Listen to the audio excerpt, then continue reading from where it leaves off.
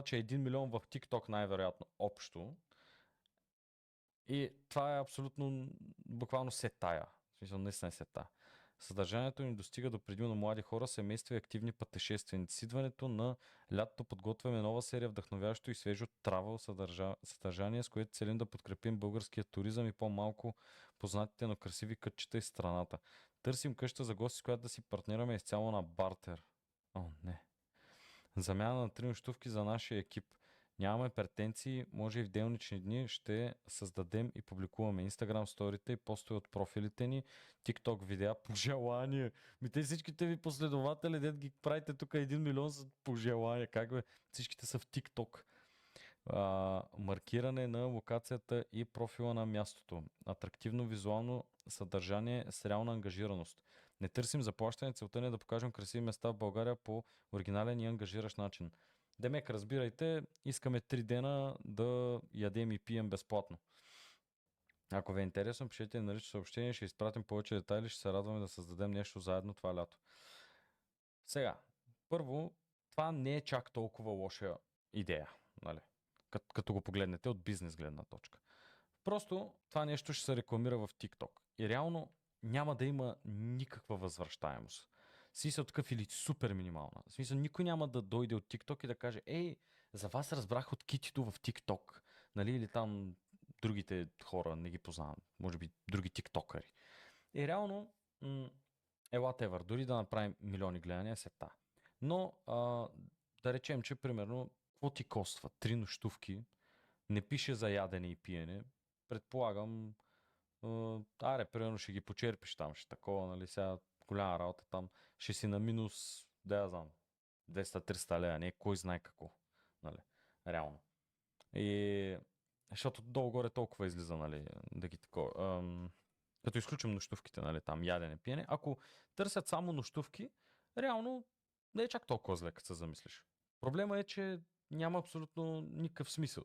Такъв, ако имаш къща за гости, как да се изразя по-правилно, ако искаш да хората да знаят просто за теб, да са те чували по-скоро, не да знаят, да са те чували, това е добра идея. В смисъл, 3 нощувки, fair enough.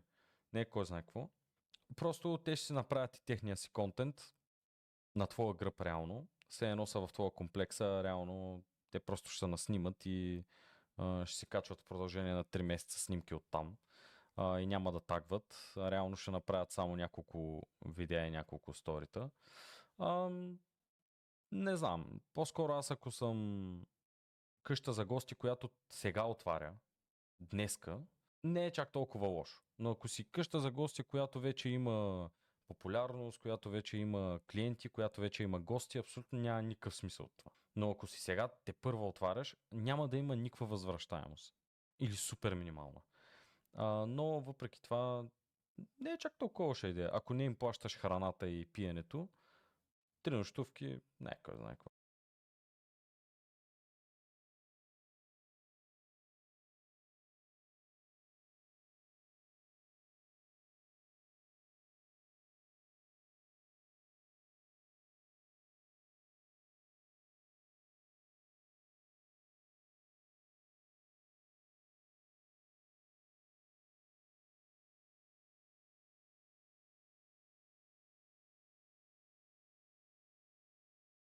Is that Pink Ward? Wait, is our top laner actually Pink?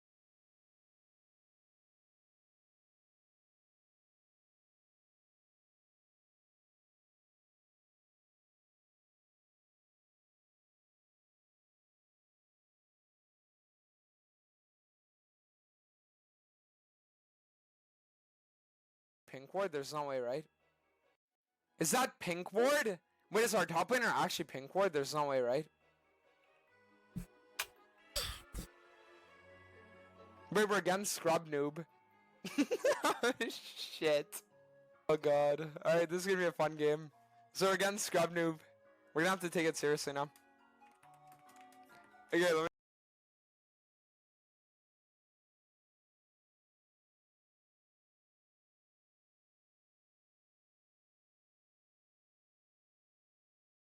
me come on Discord. Let's see if it works. Hello? Wait, you wanna hear something funny? Oh, I'm sure I'll hear plenty of this game. Okay, so you know how a lot of the time people, instead of saying pussy, they just use the first letter of the word and then add ussy after it? Like bussy. You know what I mean? Yeah. So the funniest thing is I wanted to say like a pink word version of ussy, but if I did, then it would just be pussy. True. That is true. Yeah, it is. Wait, what are you doing? Oh, just fucking around. I know, sure. We're getting scrub noob this game. He still plays. Yeah, he's chilling. Why is your name Taco Shop? Because it's Shaco Top, but an anagram. Wait, what? Wait, how? It's an anagram. You know what an anagram is? Anagram. Isn't that where I post my pictures online? What? Like that's the social media app where you just post pictures online, isn't it? Anagram. Yeah, true. You're right. Wait, there's no way that's actually true.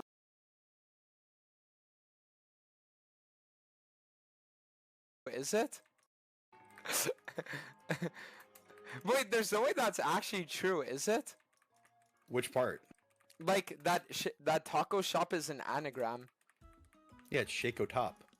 Really? Wait, how'd you figure that out? You know on the loading screen, Yeah. there's one that says Shaco is a anagram of chaos. Donald. So you just like swap the letters around and Shaco is chaos. Wait, really? Yeah, they all have the same letters. Wait! Do you want to hear something cool? Is it P Graphite? No. No, it's even cooler than that. Okay. Did you know that the word race car backwards is race car? Damn, that's sick. Yeah, I've known that since I was 8. Did you have a race car bed? No. Did you want one when you were a kid? No. Not ever since the accident. The car accident? No, the other accident. The SpongeBob accident? No, so the issue is that when I was younger, my mom used to accidentally consume heroin while she was pregnant with me. That's why I turned out the way I did. Accidentally? Yeah. She Oh. thought they were gummy worms. Turns out it was... It can be consumed? I don't know, you tell me. I think you have a closer relation to it than I do. Wait.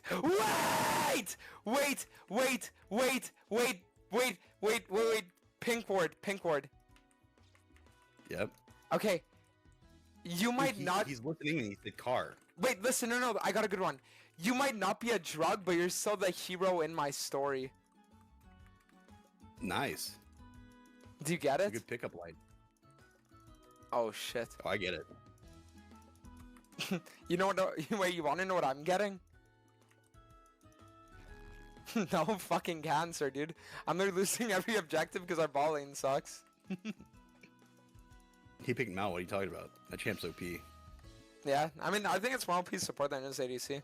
But it's like we literally have no mid or bot prio ever, so we're just losing everything.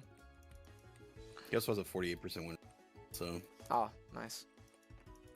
Wait, can you TP bot? Bro, TP! Imagine!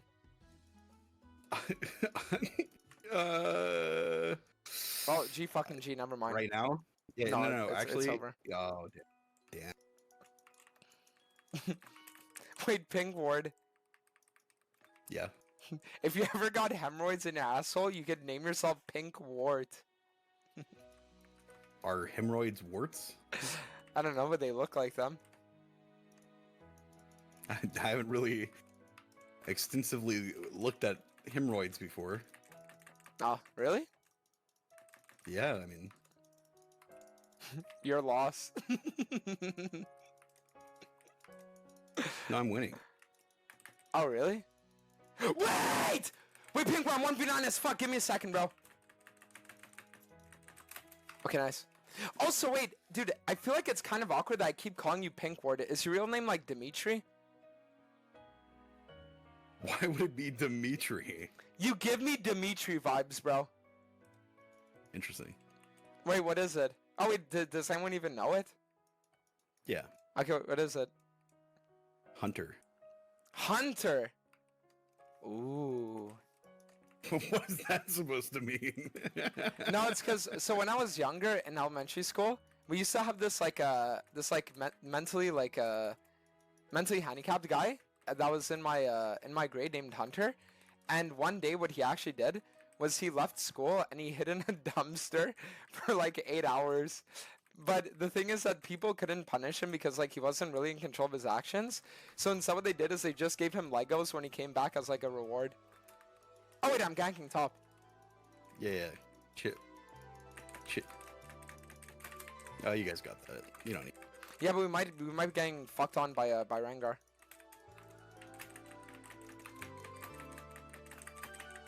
Nice. Nice. Wait, have you ever hunted anything? No. What about MSI pros? Oh no, they just come to me. I know what you mean.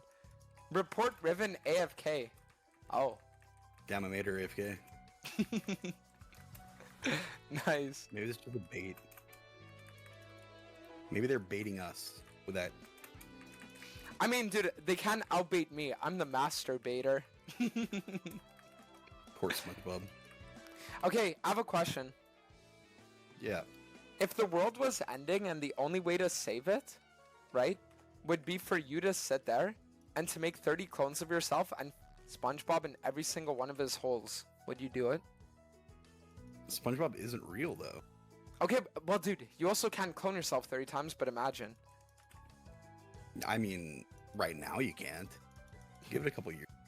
Okay, same with SpongeBob, dude. With AI, anything is possible. Okay, wait, I believe in you. I'm watching. I don't know. Wait, you want to make him mad? What? Oh, There's no way, shit. I guess clowns do make people happy.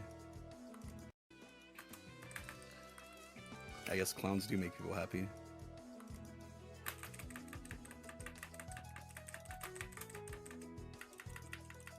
Yeah, nice Rengar moment too. What the fuck was that? I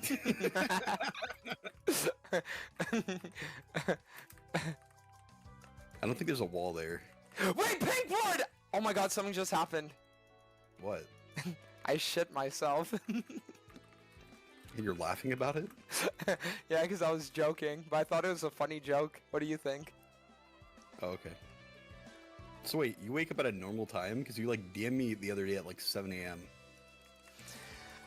It depends. It depends. Because what I do is I have this like tiered sleep structure. So, yeah, so it's like, This you is know like how... Patreon? Like... No, like, I'll explain. So it's like, you know how sometimes cakes can have 3 levels? I have the same thing Yeah. with sleep. So my first thing that I do is like, when I go in bed, I daydream for 2 hours. Then after daydreaming for 2 hours, I close my eyes and I do mental exercises for like 30 minutes. And then after, what I do is I open my eyes and then I just do fucking like random bullshit until I fall asleep. Does that make sense? Why don't you just go to sleep? That's the catch-22, pink ward. I do go to sleep and I just lied online for no reason. Nice. Dude, tell me that's not the best thing about the internet. Like, I can just lie right now and no one's gonna know. Isn't that so fun? I mean, I feel like at a point, like, it has to be believable now. It depends. Is it lying if it's not believable? That's the funny part. Because, like, what I do is sometimes if I make things up, I just convince myself that what I'm saying is true. And I'm actually such a good, like, convincer that I can even convince myself of things I don't believe in. Just to prove a point. Does that make sense? No, with some of your posts, it makes plenty of sense. Like, pink ward. Would you believe me if I told you right now that I would genuinely let, like, every single one of my second and third removed cousins die just so that we could secure the win this game? Even though the enemy Riven's AFK? What? How does your brain even come up with these things? Like, Because, no, listen, so I'll explain. It's because my problem with League, I think this might be a bit unhealthy, but I don't know. But my issue with League is that when I get on loss streaks, I just start debating the ethics of murder. So it's gotten to a point now where after so many years of doing it, I genuinely have a really weird stance on how murder and death is. Because you want to kill your teammates, or Well, not necessarily that I'd be the ones to kill them, but just in a way of like, the lack of their existence would be for my benefit if they consistently int me. So as a result, it's like, since the universe is mental, right? Because that's one of the things that's taught in the Kabbalion, which is esoteric philosophology. It makes it so that your universe is what you create. So as a result, if something is impeding your existence, right, and it ceases to exist, then it's like the universe that's in your mind, that is what your universe is based off of, is in a better state as a result. Does that make sense? I feel like I can understand what you're saying, but at the same time, we're playing a video game. You know what I mean? For you, it's a video game. For me, it's my passions for and you, it's- dreams. yeah. So you're passionate about League? Yeah. Is Because it like, the content creation part, or is it the beating your opponent's part?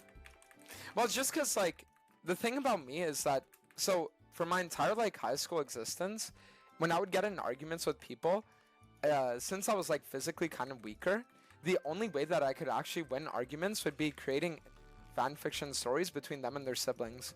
So it made it so that I ascribed a very big weight, right, on like mental subjugation of opponents. Okay, so that's why League, it allows me to fulfill that, because League is like you're mentally subjugating the enemy jungler every time you win. Does that make sense? But I feel like junglers don't view it as the enemy is doing it to them. I feel like most of the time they view it as their teammates are doing it to them. Yeah, that's true. I used to see it the same until I played ADC and I realized how fucking brain dead 90% of these people are.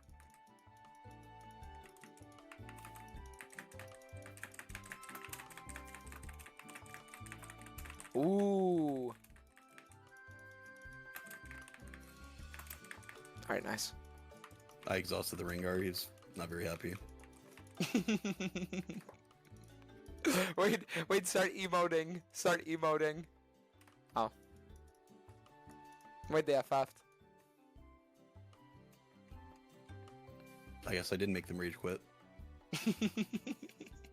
Wait, Pinkward, I have a special limited time offer for you. Yeah, what's up? Okay, so you know buy one, get one 50% off? Yeah. Okay, what about play one 50% off, get one free? So since we got fucked out of a full-length game, we duo one game now. So wait, are you playing ADC? No. Wait, what? No. Wait, unless you want to duo bot lane? I thought you were playing ADC though. No, I gave up on that challenge like 2 days ago. But wait, do you want to duo bot lane one game? I mean, I think it would be completely cursed, but I was looking at more playing jungle. Yeah, sure. Let's play bot lane. Okay. Alright, let me invite you. Oh, okay. I'll join. Okay, wait, I gotta piss. 1 second. You can queue up. Pinkward. Hunter. Taco shop. Was he AFK? Fuck, am I talking to myself again? Yeah, what's up? Oh, okay. I was gonna say, what are your thoughts on Heimerdinger Shaco bot lane?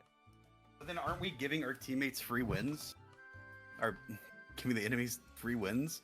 Okay, well, Doesn't that go against your philosophy? okay, you tell me then. You tell me. What bot laner has good synergy with Shaco? How do you feel about Draven? Bro, my Draven is goated. Then why didn't you get the Masters? Because I would get shit junglers every game. So wait, what if you just play an ADC jungle? Why don't you just play like Draven jungle? That doesn't sound very fun. There was someone who played Draven jungle in one of my games in like GM.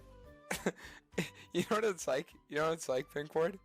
Okay, it's like I'm sitting there, and I'm like, fuck, dude, like, I've been on unemployment for 9 months, and I don't think I'm ever gonna find a job again. And then it's like, you're talking to me, you're like, interesting, okay? And then I'm like, dude, I got jungle. I guess you have to play an ADC jungle. Dude. Dude. Wow, someone wants ADC. Ever gonna find a job again? And then it's like you're talking to me, you're like, interesting, okay? And then I'm like, dude, I got jungle. And, okay, Like GM. you know what it's like? You know what it's like, Pinkward? Okay, it's like I'm sitting there, and I'm like, fuck, dude, like, I've been on unemployment for 9 months, and I don't think I'm ever gonna find a job again. And then it's like you're talking to me, you're like, interesting, okay? And then I'm like, dude, I got jungle. I guess you have to play an ADC jungle. Dude. Dude. Wow, someone wants ADC more than you do. Oh. Hey, it's the Aurelia guy, it's Rohansky. Fuck. Okay, who do you want me to ban? I don't know, ask him. I'm gonna ban Briar. Okay. Wait, do you actually want me to play Draven jungle, dude? Oh no, you don't have to. But you said Wait, you let's wanted swap me to. after. Oh, never mind. It's fine, just go Hecarim. Hecarim destroys their team. I was about to lock in Mundo. That, that doesn't... It's like I was about to lock in Mundo, but then I was like, no, I can't do that to the pink ward guy. Bro, okay, can I tell you something crazy? What's up? So imagine instead of Mundo goes where he pleases, they make a skin called Master Mundo, and instead he says Mundo pleases where he goes. And then as he's walking around, he's just like violently, and whenever he yells, he's just like everywhere for like 30 seconds straight. Isn't that what he does already? Yeah, but now they would just make it more NSFW.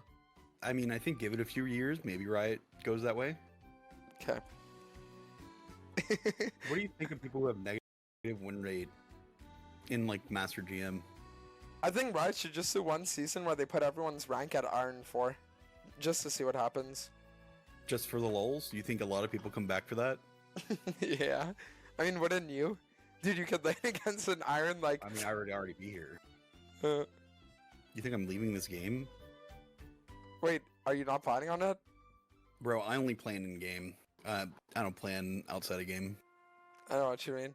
Wait, Pinkward, when's the last time you showered? This morning. Stink ward. But I showered this morning. Dude, if you don't shower at least once every 4 hours, like, that's just not the vibe. You know what I mean? What? You need to shower once every 4 hours. Says who? Says me, or else the gamer juices go everywhere. Is that a part of your 3-tier sleep schedule? No. Do you wake up to take a shower?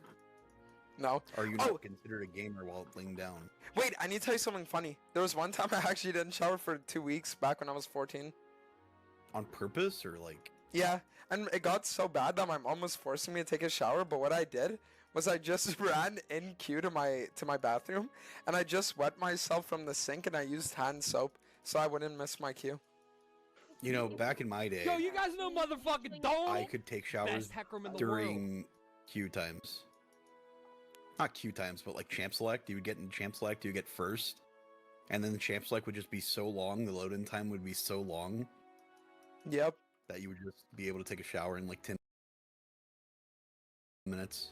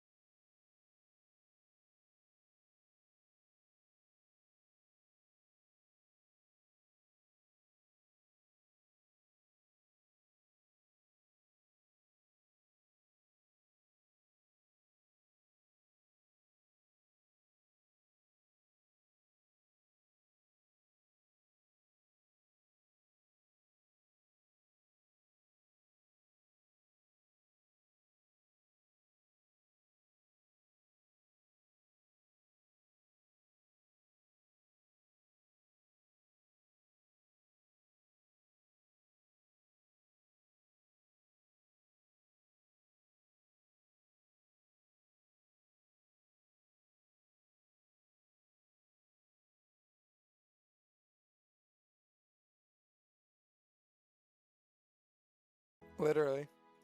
Sometimes I miss those days. Wait, pink ward. Yep. What do you call it when pink ward plays jungle and he steals the enemy buff? What? Sneaky link ward. Sneaky Link? Like, Yeah, cause like, sneaky link is like a hidden like a hidden meeting, right? So it's like you're sitting there and you're doing a sneaky link with the enemy buffs. I've never heard it called that. Well, you learn something new every day. Yeah, I guess so. What do you call it when pink ward thinks up a new build? What do you call it? Think ward. What do you call it? What do you call the supplement that pink ward needs to take when his vitamins are deficient? What? Zinc ward. That's a bit of a stretch. Why? Wait, do you know what zinc is? I feel like zinc isn't the only vitamin that there is. No, but it's one of them.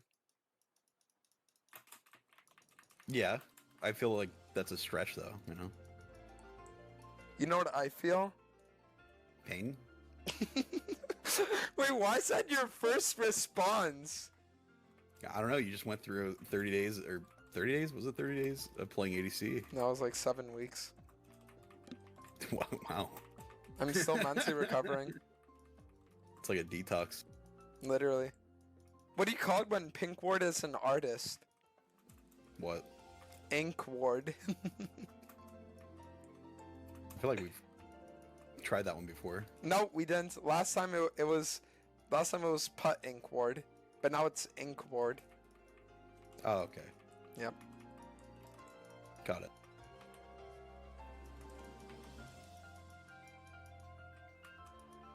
That's an interesting one. Is it really? Yeah, I'm really rethinking that one. Wait, do you want me to think up some more? Have you not been? No, I have a few bangers cooked up. Dude, I made up a really good slogan for your stream. Wait, can I actually For give which you... name? Yeah, no, so listen, I'm gonna give you a really good stream idea. Are you ready? Okay. You do a stream where you're not allowed blinking, and you call it the Blink Ward Extravaganza, and then you just duct tape your eyes open for as long as you can before you pass out. I feel like you've already done that one. No, never. That's an untested theory. Wait. What do you call pink ward with Alzheimer's? I don't know what. I don't know, I forgot.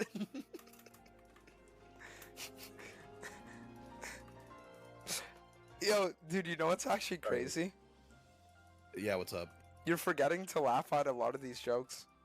Well, no, I'm just like playing the game. Like, things are happening, you know? Like, Oh, wait, you're actually focused? Oh, yeah. I'm Oh, always focused when I play League now. really? Are you not?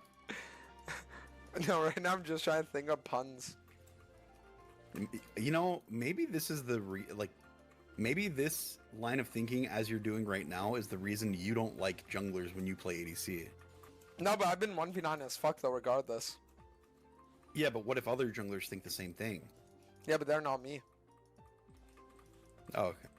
If Gojo can bring anyone into his spirit realm and kill them, does that mean that Izuku Midoriya can? Does that make sense? I don't know. I didn't read My Hero. Oh, no, Gojo's a Demon Slayer character, not a My Hero Academia. Damn, tough crowd, huh? My bad, I was playing. No, you're good, you're good. No, it's okay, because the good thing about me is that Yo, most you guys people, know when they make motherfucking jokes Donald? and they don't get Best rapper in the reactions, world. they feel awkward. But what I do instead is I just laugh at my own jokes. That way that awkwardness never hits. Does that make sense? Oh, I get that. Yep. I play League of Legends too much. I don't laugh very much. Wait, I'm fucking shitting this guy's mouth, bro. Oh wait, no, you don't understand. I literally just shit in that guy's mouth. Did you see that? Yeah, yeah. Wait, Pinkward, have you ever committed any war crimes? In League? Probably every day. No, like in real life. Oh, no. Really? Why? How can you commit war crimes if you don't leave your house, you know? I don't know. If you like put mustard gas in events, you know, it's like GG. Yeah, but I would have to leave my house to do that. But when's the last time you left your house? Be honest. I went to an event like a month and a half ago. What event? DreamHack. You know, the thing you probably should have gone to because OnlyFans did stuff there. Wait, you went to DreamHack?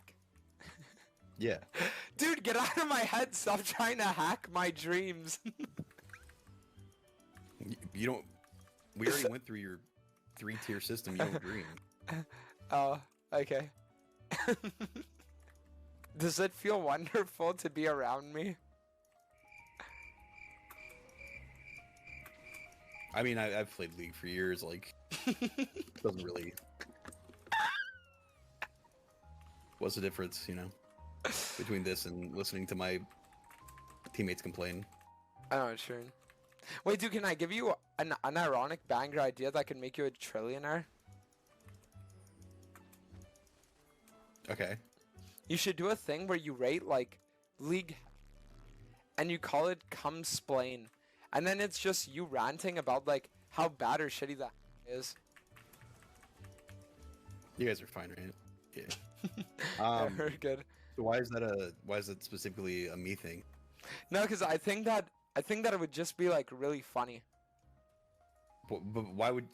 Wow, you're such a nice guy. You know, like giving out your free ideas like that. You know? You're welcome.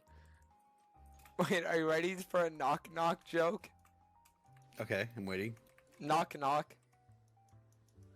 Who's there? Orange. No, fuck, I fucked it up. Wait, fuck. Knock-knock. Who's there? Banana. Storm 1v2. Oh, you wanna come gank this? Yeah, sure, but only if you say banana who. Penguin, say banana who. Banana who, banana who, banana who, Okay. banana who, banana who. Okay, banana okay. who. Okay. Knock knock. Who's there? Banana. Banana who? Knock knock.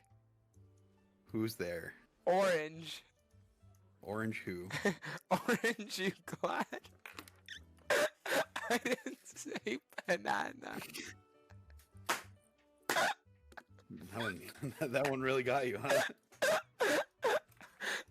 It made you crack up. Bro, when do I go AP or AD Shaco? You play Heckroom.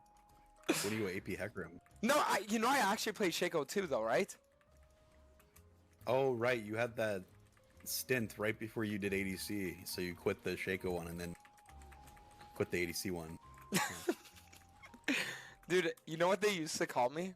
They used to call me the Shaker. Bro, you know what would actually be crazy for your content? What? Inject yourself with like rabies and then just call yourself the Shaker and then just like be sitting there and every time you get a kill, you just have like freak out episodes. That is crazy. So are you gonna do it? Probably not. Oh. You wanna come kill this guy? Yep. Just finishing this up. He has ulti.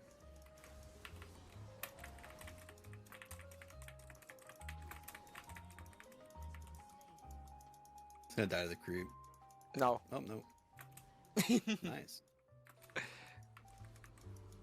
I thought this was gonna be like a faker Shaco joke, but it kind of went the opposite direction. Wait, which one? Shaker. Oh. Yeah, no. What's LeBron James? Basketball player? A Laker. Do you get it? What? No, because he's a Laker. So it's like Shaker, Faker, Laker. Oh, okay. I think. Okay. Nice. Found them. All right, let's kill him.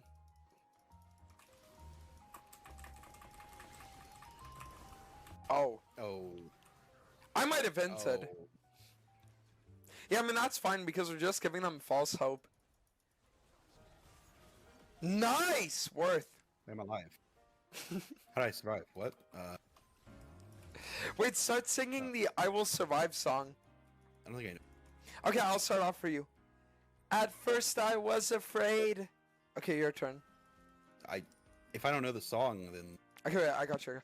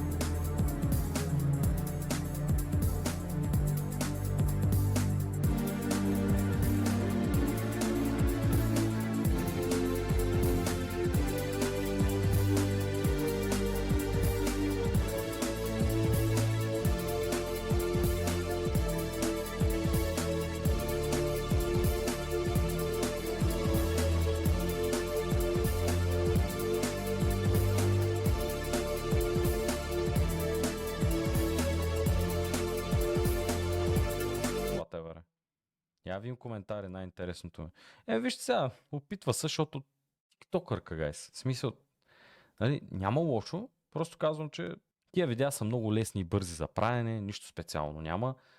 Дори едитинга им е въобще никакъв. И така, общо взето. Но има 1100 коментара. Искате да спите някъде просто безплатно. Искам да гледам където Китито отговаря. Охо. Здравейте, разбираме, че не всеки възприема създаването на съдържание като истинска работа, но зад него строят години труд, инвестиции в техника, време и опит. Да, снимаш с телефона, купил си един микрофон за 200 лева. Също мога да кажа тук и за стримерите. Аз имам 4 монитора, компютър за 5 бона, микрофон с XLR за 1500 лева, стрим дек за 500 лева. Слушалките ми тук само са 400 лева. Нали? Да смятам ли офиса, който плащам всеки месец, за да мога да стримвам? Нали? Ако го гледаме от тази гледна точка, аз мога да кажа, че да си стримър е супер сложно и супер скъпо и така нататък. Само бюрото ми струва 800 лева. Примерно. Но това е whatever, смисъл, никой не го интересува това. За него стоят години труд, инвестиция, техника, време и опит. Ние сме изградили аудитория, колаборирали сме с брандове в България и чужбина и правим съдържание, което помага на малки бизнес и локации да достигнат до повече хора. TikTok. Идеята ни беше добра да подкрепим българския туризъм чрез колаборация на бардер, без заплащане с профили, които имат реално влияние. Ако това не е за вас, абсолютно окей. Да, ако наистина ако сега отварям къща за гости или комплекс, бих се възползвал от това. 3 дена, 3 нощувки без ядене и пиене, те ще си го платят отделно в ресторанта или просто ако няма там в къщата за гости ресторант или каквото и да е, те ще си излизат навънка, там ще си хапват. Но бих се договорил за повечко така сторита и повечко тиктоци, за да може да се види цялото място. Идеята не беше, да, това го прочетах, но нека си спестим излишния хейт и коментари, които са просто за подигравка. Никого не задължаваме, никого не обиждаме, очакваме същото в замяна. Светът се движи напред, хубаво е ние да го направим с уважение един към друг. Естествено. Имайте в предвид, че тиктокърската работа не е нищо особено. Обаче, въпреки това, не работи. Не е от шафон, нали? И работи. Така че, адмирации за това. Може да видите някои неща тук. Естествено, тиктоци. Човек, всичко е тиктоци. В смисъл, погледни. Само инстаграма на Кито, защото има супер много фолуари. Си са 122 хиляди. Чакай малко. Чакай, ти беше на 80 хиляди. Как си направила 42 хиляди за... Чакай, нещо не схващам. Wait a minute. 76 хиляди фолуара има Китито преди 4 месеца, брато. Преди 4 месеца има 76 хиляди фолуара. Искаш да ми кажеш, че е направила 48 хиляди фолуара, ако го смятам правилно, защото аз съм един тъп стримър, за 4 месеца? Да, бе! Абсурд, брат. Никакъв шанс. И има по 2000 лайка на снимка. Буквално по 2000 лайка на снимка. Тук е просто разголена. Има малко повече, аре. Как? Инсейн, между другото. Ако това наистина са истински хора, евала. В смисъл, това звучи като бахти развития профил, да я знам. Бутнала някой лев за ботове. Не, бе, може да са истински, бе. Сега, къде я знаеш? Може да са истински, не виждам да са... Суларм. Аха. Окей. Който фолова 2335 човека и не мога да цъкна на тях. Да, супер. Със сигурност не са фейк, брат. Със сигурност не са фейк. Apparel Clothing. 4500, това 5000 човека фолова, 0 фоловера, 0 поста. Чакай. Idiot Sandwich. 862 човека фолова, 0 фоловера, 0 поста. Добре. Да речем, че това е случайност. Я видим това. Добре. Това изглежда някакво... Добре, с фоловерите, бата, тия хора, какви с тия 6000 човека фоловат, бе. Не вярвам да съботва, брат. Я гледай само какво става. Иначе има и истински, нали? Но някаква част със сигурно са ботове. То е несериозно. Иначе тия хора са истински тук, като гледам. Естествено, може да са някакви хакнати Чакай малко. Защо някой, който изглежда така, My New Instagram акаунт, който между другото е от Роустон, Камбриджешир, United Kingdom, брато, да, ще фолоуни. Със сигурност, братле. For sure, разбираш. И 222, и не можем да видим още. Не можем да видим. Няма ли някакъв сайт, в който можем да го видим това? Това ще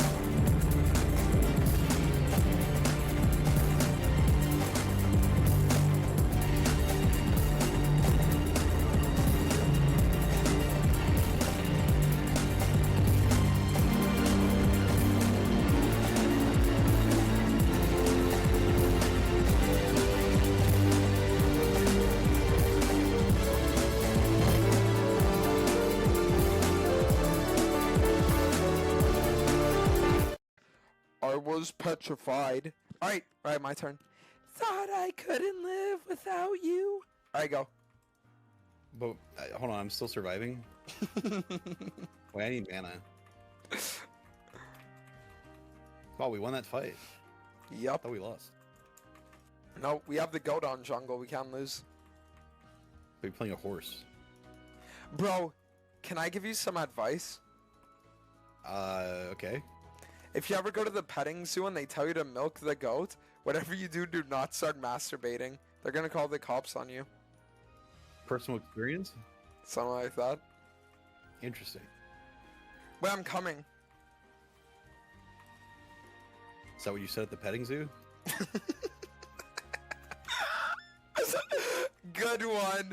Actually, good one. Actually, good one.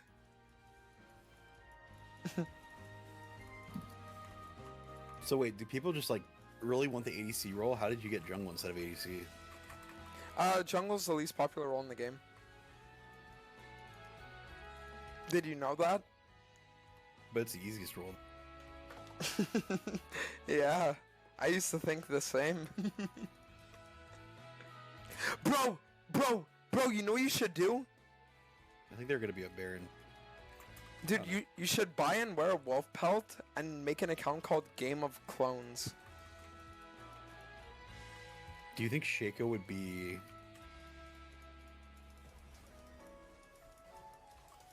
Do you think Shaco would be a Northerner? I don't know. What do you think? I feel like Shaco would be probably like a Lannister or something. Really? Just You like know what something I to do think with, he like, would be? Thrones and incest or something. Wait, is Oh. Shaco intense? And Какво разкриваш хората сега? Ми човек от тези хора, в смисъл тук са... Only Kitty can see all followers. Ясно, Kitty.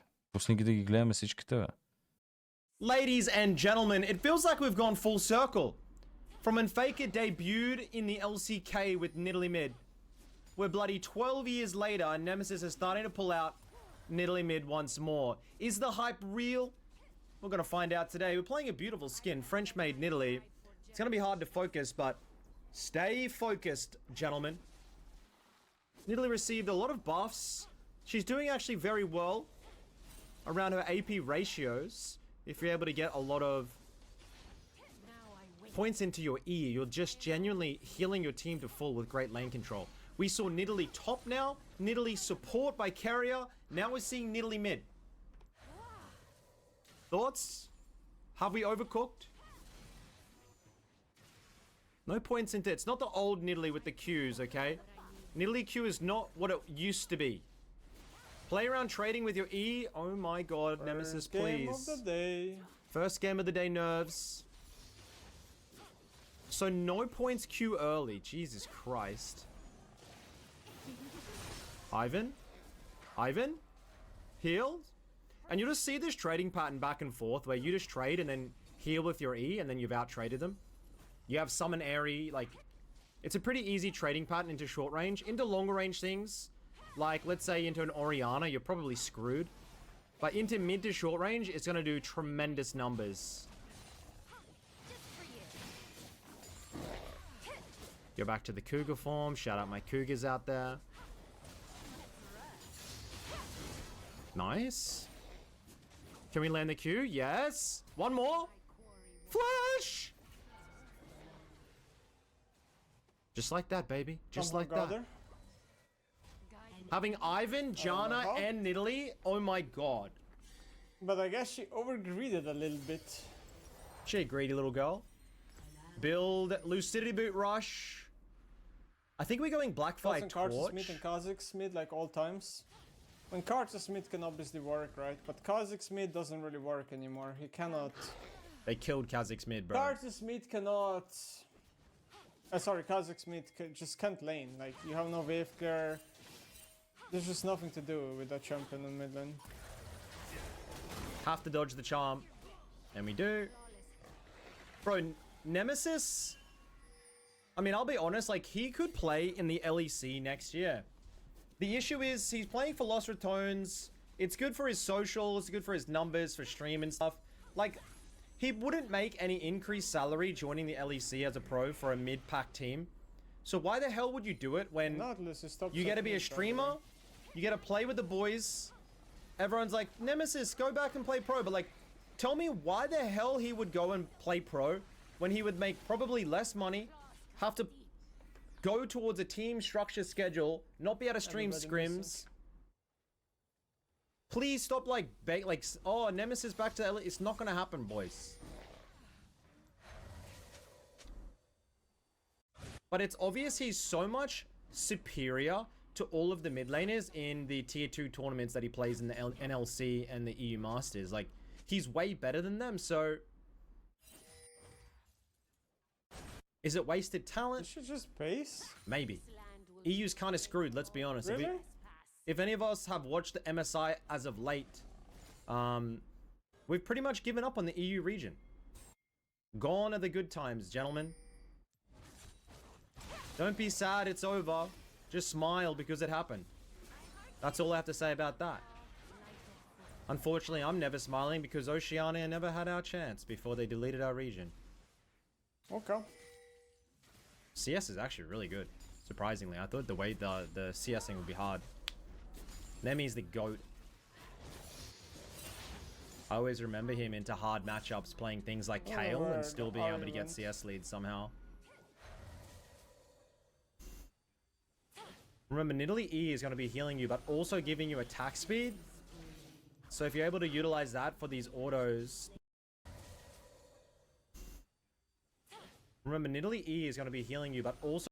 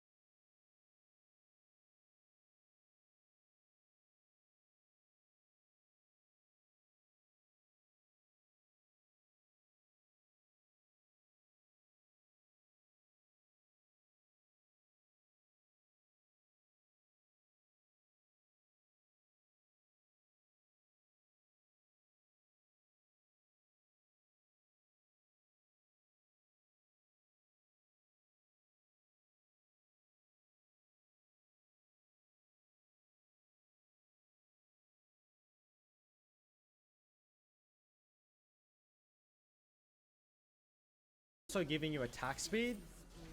So if you're able to utilize that for these autos, nice spear. If you're able to utilize that for your autos, and you can see we're not maxing E, guys. Sorry, we're not maxing Q. We're maxing out our E for the heal.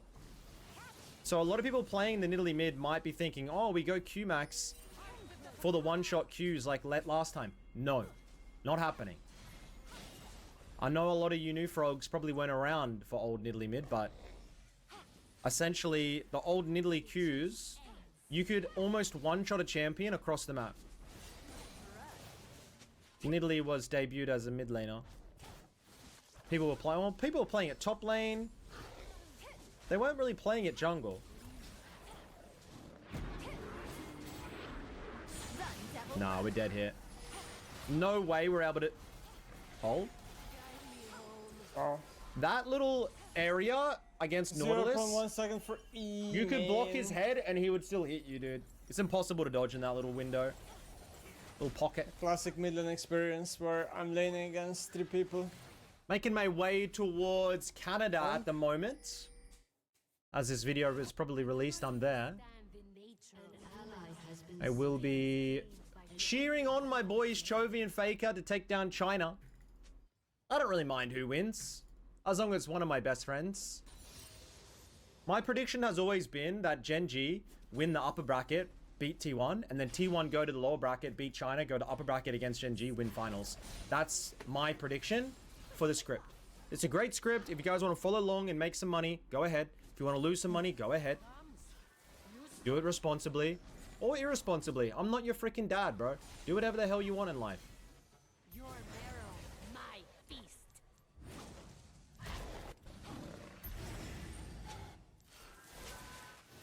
Everyone missing again. Lane looks actually really smooth so far.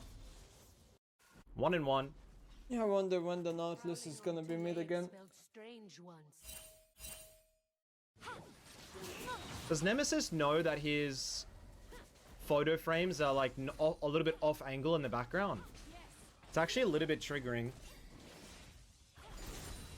He seems like the type of guy to do it on purpose, and then I'll tell him to fix it, and he says, who cares, and won't do it. What's your wish? Look how beautifully straight mine are. So straight. I am the wild protector. Man, Qs are so hard to land. I swear to God. If you're on vision throwing a Q, I reckon you're doing a mistake. Do we have heal? Do we have heal? Oh my God, Ari!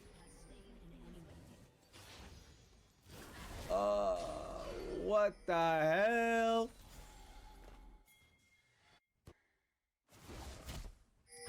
Looks like Nemesis is growing out a little bit of a beard. I think he should grow his beard out, get a low tapered fade, possibly, and start wearing a chain. I think it'd completely change his aura. But it's up to him. Spear goes wide, TP is on. Okay. An enemy has been slain. Like a little bit of a Jack Harlow type vibe.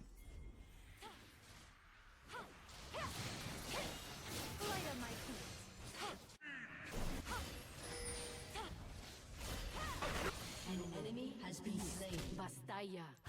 These words mean nothing to me. I thought there was one Nidalee skin that was a little bit bugged, like the spear was harder to see. But I don't think it was French made Nidalee, but I can't remember. Nice spear.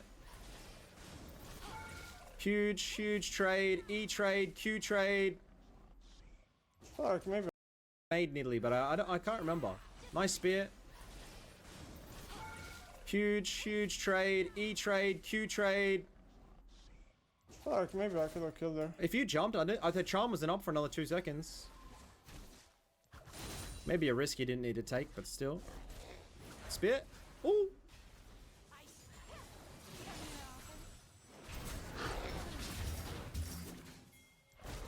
And we're gonna be dead.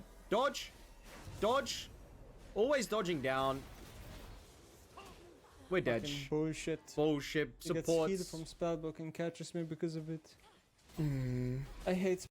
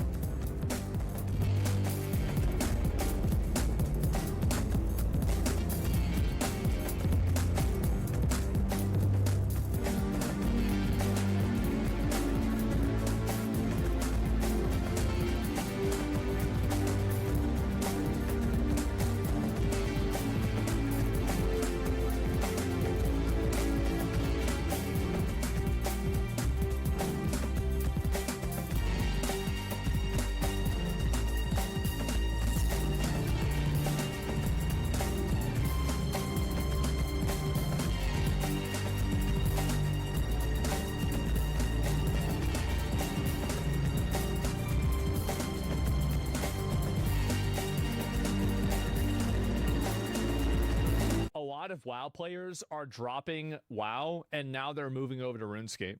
And this is happening at like a massive rate. I'm kind of surprised that it's gone this far.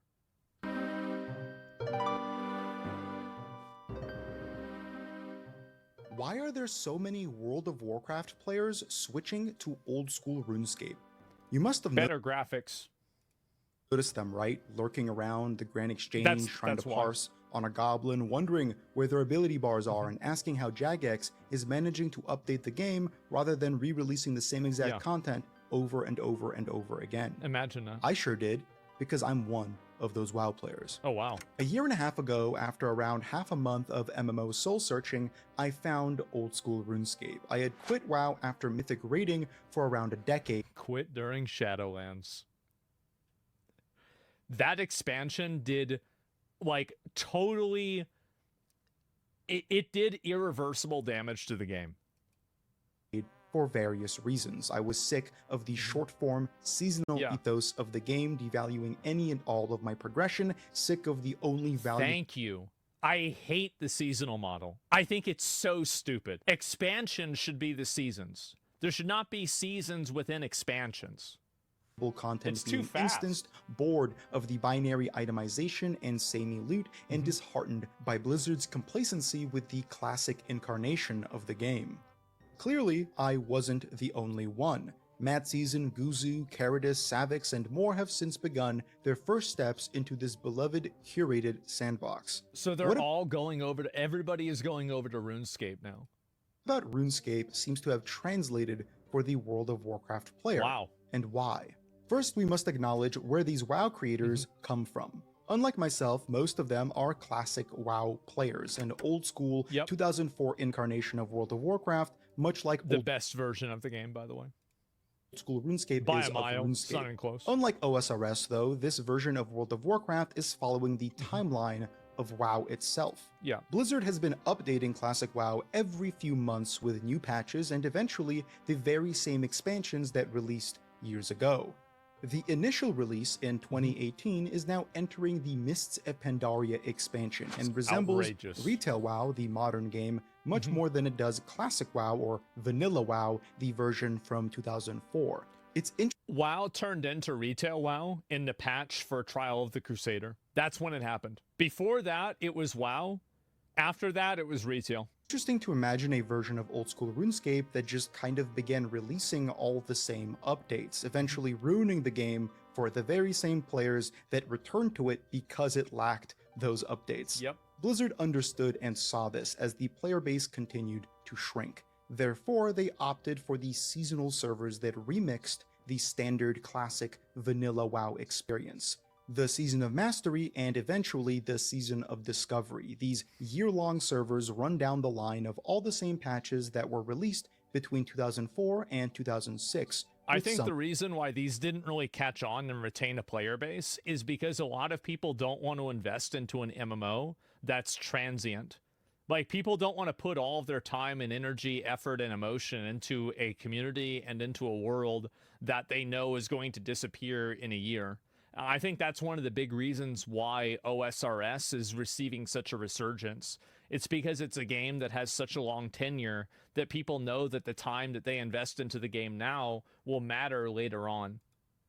Updates. The latter, Season I of think Discovery, that's it. or SOD, introduced runes and granted all kinds of player power in the form of new abilities and many, many old ones from future expansions, as well as reworked some of the raids and even added one new raid toward the end. Yeah. It was an interesting experiment. Finally, Blizzard released the Classic Anniversary servers, so just Vanilla Classic again, for a second, or some would argue, fourth time.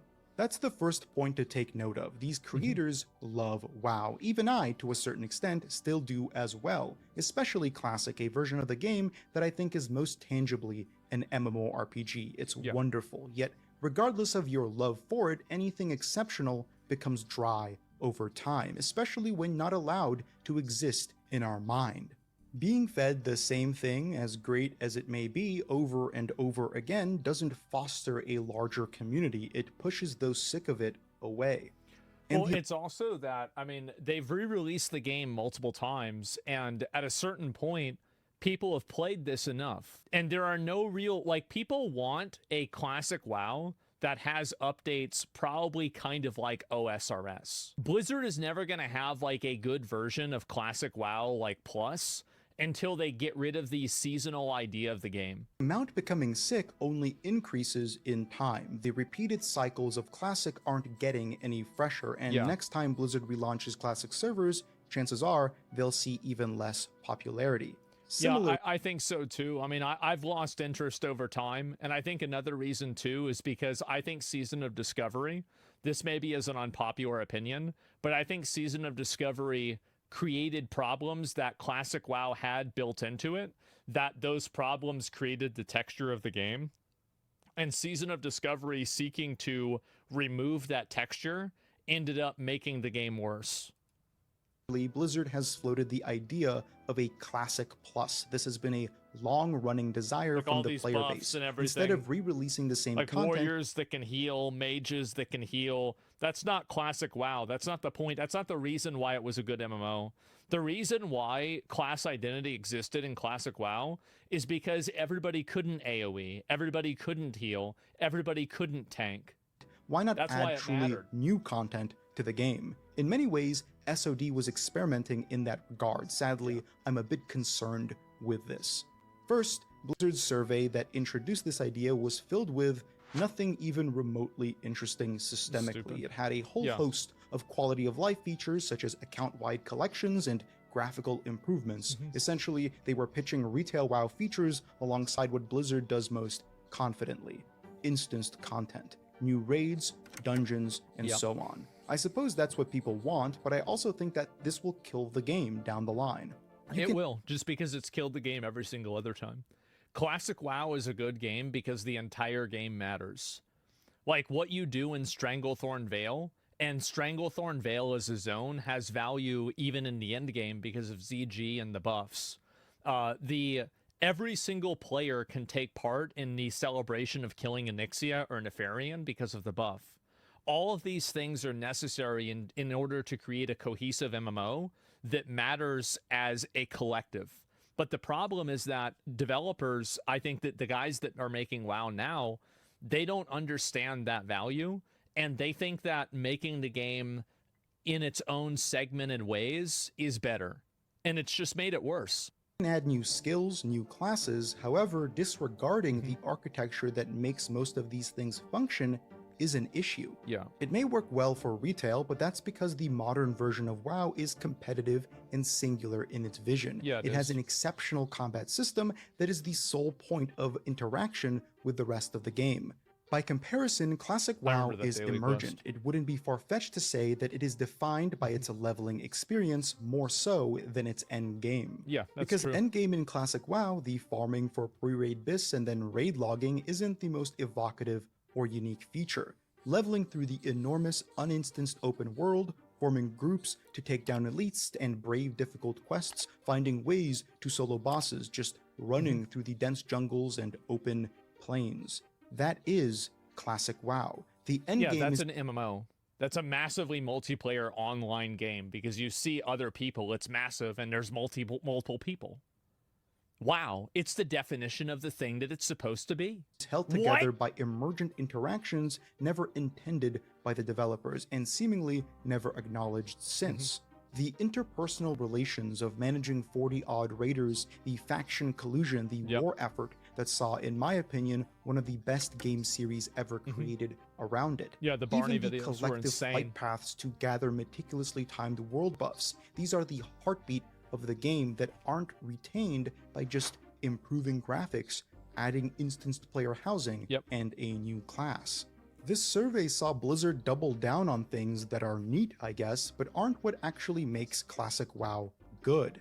With all of that out of the way, we must also acknowledge the lull that Classic is currently in. The anniversary servers are chugging along with the 100-odd thousand players still logging weekly, Season of Discovery has ended, and the modern version of Classic WoW, Jesus Christ, there are so many versions, is entering an expansion that most original players aren't likely to return to.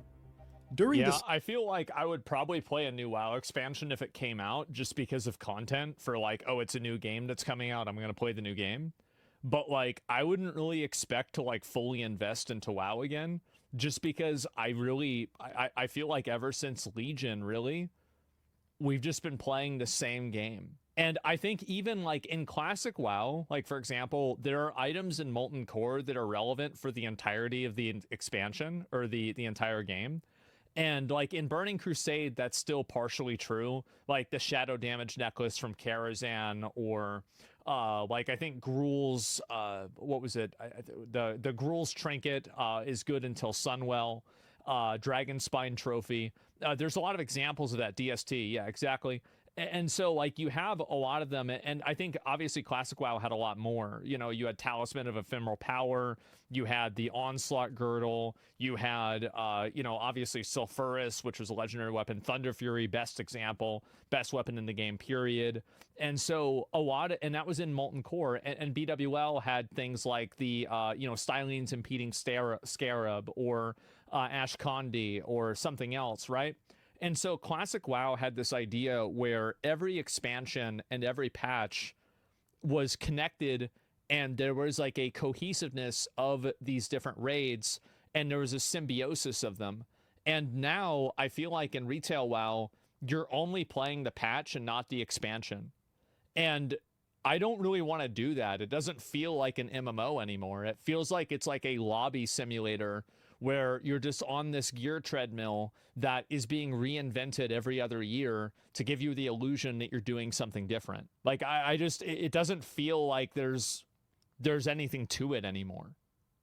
Everything that you said, they add into OSRS as evergreen content. Yeah, I know, that's what I'm saying, right? Is that like OSRS has, like, they add new stuff in, but that new stuff is, it exists inside of a larger ecosystem. Same with PoE. Both examples for PoE, yes. LOL, people want something, and that something, for whatever reason, is old school RuneScape. RuneScape and WoW have a combative history with one another. I'm sure older players remember just how competitive and defensive these two groups were. The RuneScape versus World of Warcraft videos on the fledgling website known as YouTube were a not uncommon thing to see. The arguments at a lunch table, the friendships broken or lost, all of it laid a foundation for many experiences in the mid-2000s. And a singular truth was birthed from the din of childhood tribalism. World of Warcraft is better because it's for people whose parents are generous enough to front $15 a month for a subscription. That's the Meanwhile, reason? RuneScape is the kids game for losers who can only get $5. Or none bucks, stuck in the beleaguered free-to-play worlds like jobless middle school peasants. At that point, World of Warcraft was on top of the world. It was reaching... Well, I think WoW was, like, classic WoW was so amazing for its time. It was like Halo 1. Like, there are some games, like, for example, Super Mario 64, World of Warcraft, Halo 1, that were just such generational, massive successes, like Elden Ring, probably another good example of it. That it just totally Zelda. Yeah, there's like a handful of others too. Oblivion, maybe. These games were just so insanely fucking good. But the problem is that while World of Warcraft, I think, has better gameplay than OSRS, I mean, by a mile, it has better graphics, etc., and it feels better to play. As somebody, like, I didn't really play OSRS a lot, but I think WoW feels better to play. At least Classic WoW does. The problem is that that's not really something that people are going to stay invested in if they just keep getting their shit reset over and over. And that's the big problem. Its subscriber peak and growing. While RuneScape was undeniably a cultural force, it was always the lesser of the two. Times have kind of changed since then. World of Warcraft's popularity, while still at the top, has waned. The game has stagnated, failing to reach a new audience. Meanwhile, RuneScape has died and been rebirthed twice. Multiple times. Old school RuneScape has not only been growing, it has been thriving, especially in the past 2 years, where the player count has almost doubled. This is thanks to exceptional updates focusing on the early and mid-game experience and external community-driven marketing from creators and Jagex alike. Wow. Leagues, the limited-time Season of Discovery-esque but way crazier game mode released in late 2024, saw more than 200,000 concurrent players, and now the game is reaching up those figures without the help of leagues at all.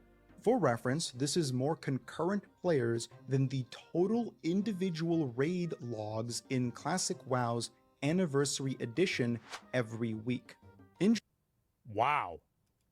July, we're seeing the release of the final part of the newest continent, Varlamore, and It's shortly that after big? that, Old School's first entirely new skill, Holy Sailing, shit. which is expanding the world in ways never before seen Mm-hmm. in the game.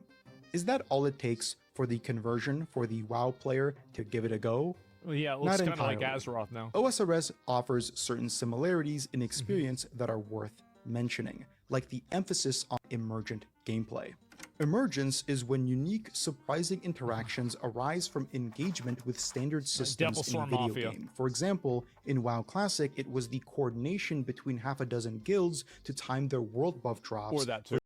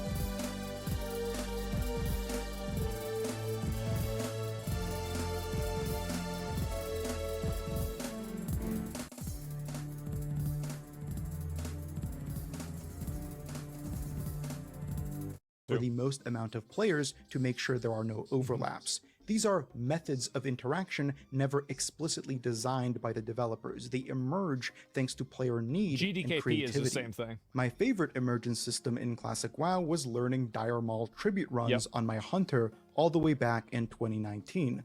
Not only was it a difficult solo challenge, but selling the loot and buffs to different players was a really cool way to earn money. Yep. These things don't exist in retail WoW. The game has been... I think his point right here is so good, because this is the main thing that I don't like about retail WoW right now, is the fact that retail WoW is effectively, it's been totally like all of those cool weird things you used to be able to do as a player back then have been nerfed, changed, or homogenized. Like, yeah, you're always on like this very strict path. And I feel like what I really enjoy about like new video games and like new MMOs especially is being able to do really cool, weird things that you shouldn't be able to do. Like, remember like in New World, for example, we would do all those like stupid things like killing that bear and all that. I think that's what really makes MMOs special. Meticulously designed to be balanced and competitive. Therefore, any outliers such as this are immediately patched out. There's even a refrain popularized by players calling out this behavior. Fun detected, they say in unison, as Blizzard removes an emergent mechanic that may trivialize something. This is in OSRS. This also, by the way, is why I criticized them removing GDKP. And in retrospect, now with Season of Discovery in hindsight, do you guys see how removing GDKP ended up damaging the entire game and it caused so many people to quit? It was bad. Yep. It killed SOD. I said that's, remember, Dan Boingo will not stay at the FBI if Pam Bondi is not removed. Not only is Dan Boingo, but now Kash Patel is threatening to resign if Pam Bondi isn't fired as Attorney General. Holy fucking shit. If Kash leaves, MAGA implodes, I'm gonna be honest, I totally side with Kash Patel over Pam Bondi. Any fucking day of the week, absolutely, without a fucking second. Like, yeah, bro, like, this guy is, I think this guy is way more on our side than she is. Here's the intel I've got from multiple FBI sources and White House-connected sources. One of them being Carl Serafin, who's really proven he's really dialed in and has a great knack for figuring out what's going on. There is orders obviously coming down from the top, Trump, to move on from the Epstein thing. And so when this fiasco came out with them giving mixed messages on the Epstein files, the first move was to blame Pam Bondi, who Susie Walls likes, Trump likes, but everybody else doesn't like, and reportedly is on her way out in the near future. At least people are pushing for that. Bongino will probably resign, if not now, soon. They have to resign. They have to resign to protect their own reputations. Because if they don't resign, then they're complicit. And they can keep his honor and go. Guys, I have a crazy idea for the new Attorney General. I've got a crazy idea. I know it might not seem, but there have been so many videos of Alex Jones acting like he should be in the Warhammer 40K universe as an Inquisitor that I think we should give him a shot. Back to the media. And Kash Patel is, like he should be in the Warhammer 40K universe as an Inquisitor, that I think we should give him a shot. Back to the media, and Kash Patel is really the guy. No, everybody says no.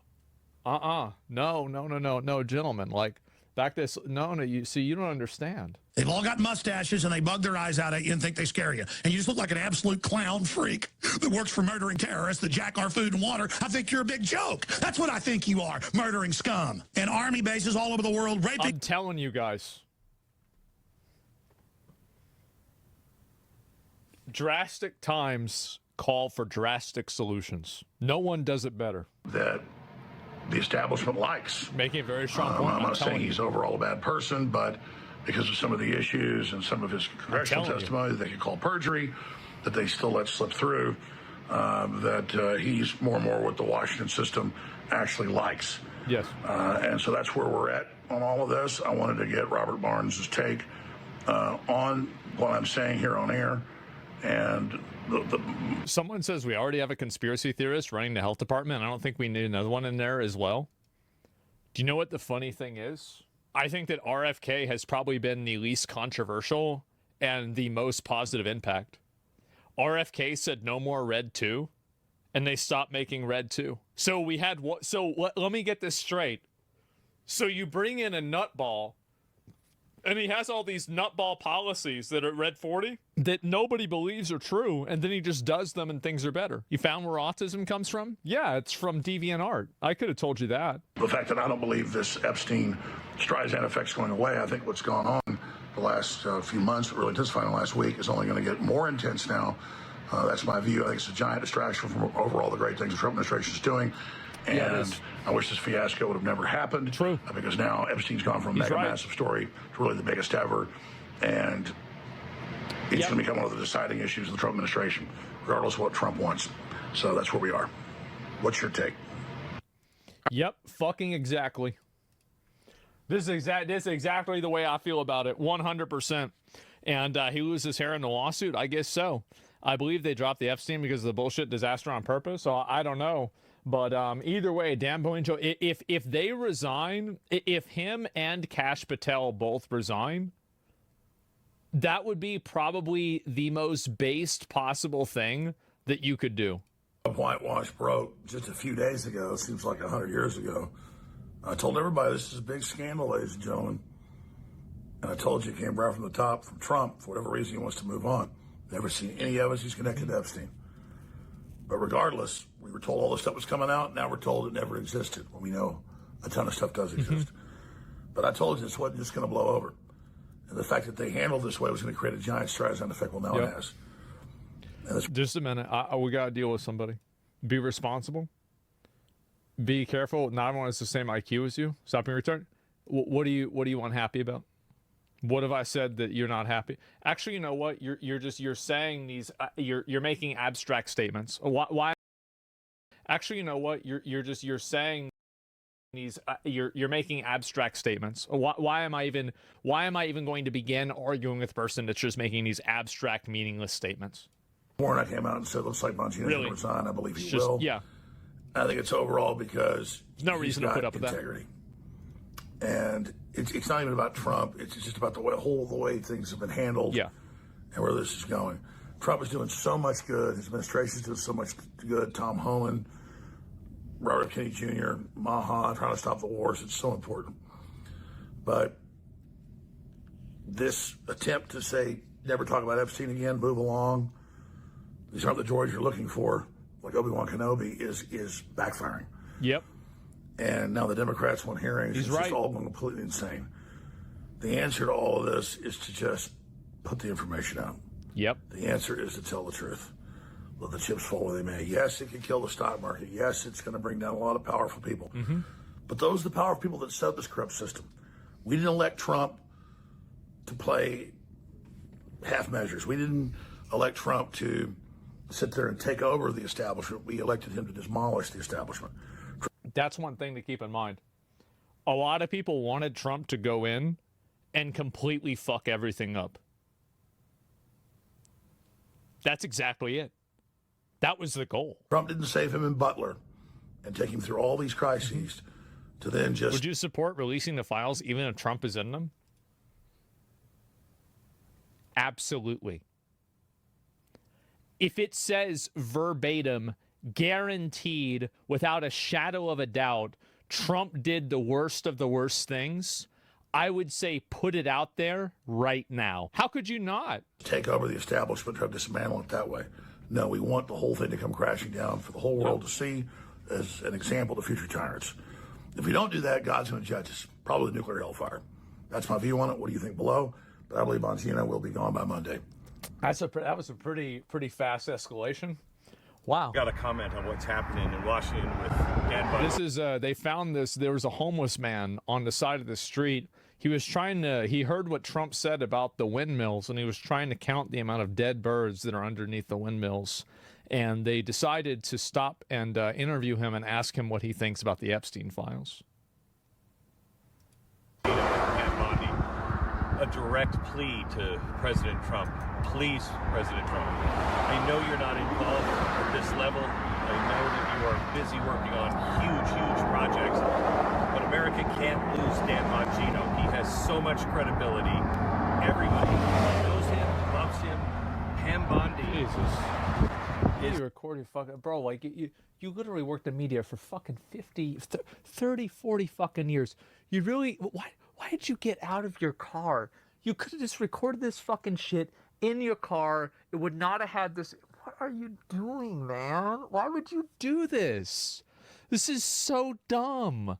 Like, yeah, it's Glenn Beck. It is. It's Glenn Beck. And so anyway, yeah, is there so much credibility of neoliberalism? No, I think so. I'll watch one more video and then we'll wrap this up. I get a call, I don't know, about 4 years ago. It's from, let's say, a friend. Prior line of work thing, right? Guy says, listen, and this guy who calls me is an unimpeachable source. This guy's not like some ham and egg or tomato can guy throwing out some theory about a UFO he saw 72 years ago, whatever. This is like a legit, no-nonsense guy. Guy you trust with your wife, kid, and car, right? He says, I got sent on a temporary assignment once. And on that assignment, I got sent out with the WCD detail, William Clinton detail. And I knew this guy well. And he says, Dan, I got to share this with someone. He said, I go on a plane and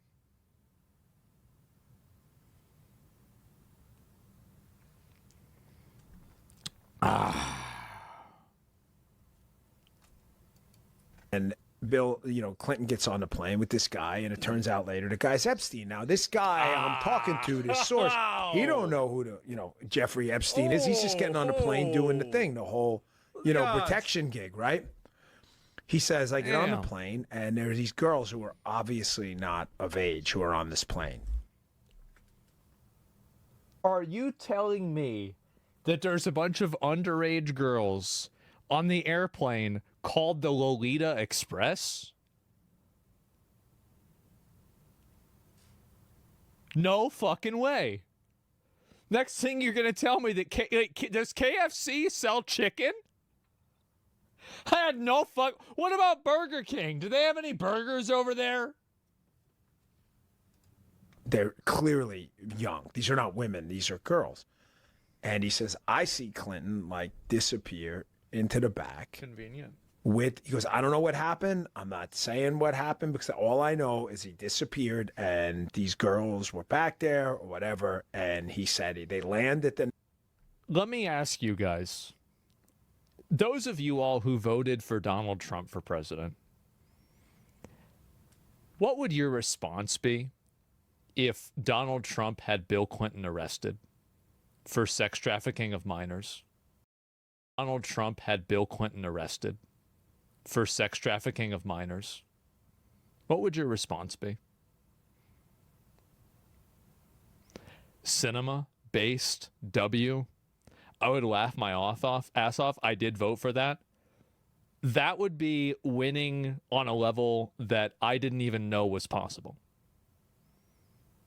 It's not going to happen. I don't know. I mean, yeah, best damn president. That would be. I think there's a very low probability. Listen, this is the way that I always look at most things. I think there are a lot of things like this that are 1% chances. But if you open up my World of Warcraft account, I have a lot of 1% chance mounts. 1%'s happen. When was the last time an ex-president got arrested? Donald Trump. Next stop, wherever 2 years it was. And he goes up to the boss on the detail and he says, I ain't getting back on this plane. Because he's a temp. He's not used to whatever Clinton was up to with the whole shenanigans thing. And this guy is clear as the driven snowman. He don't want to mess around with this.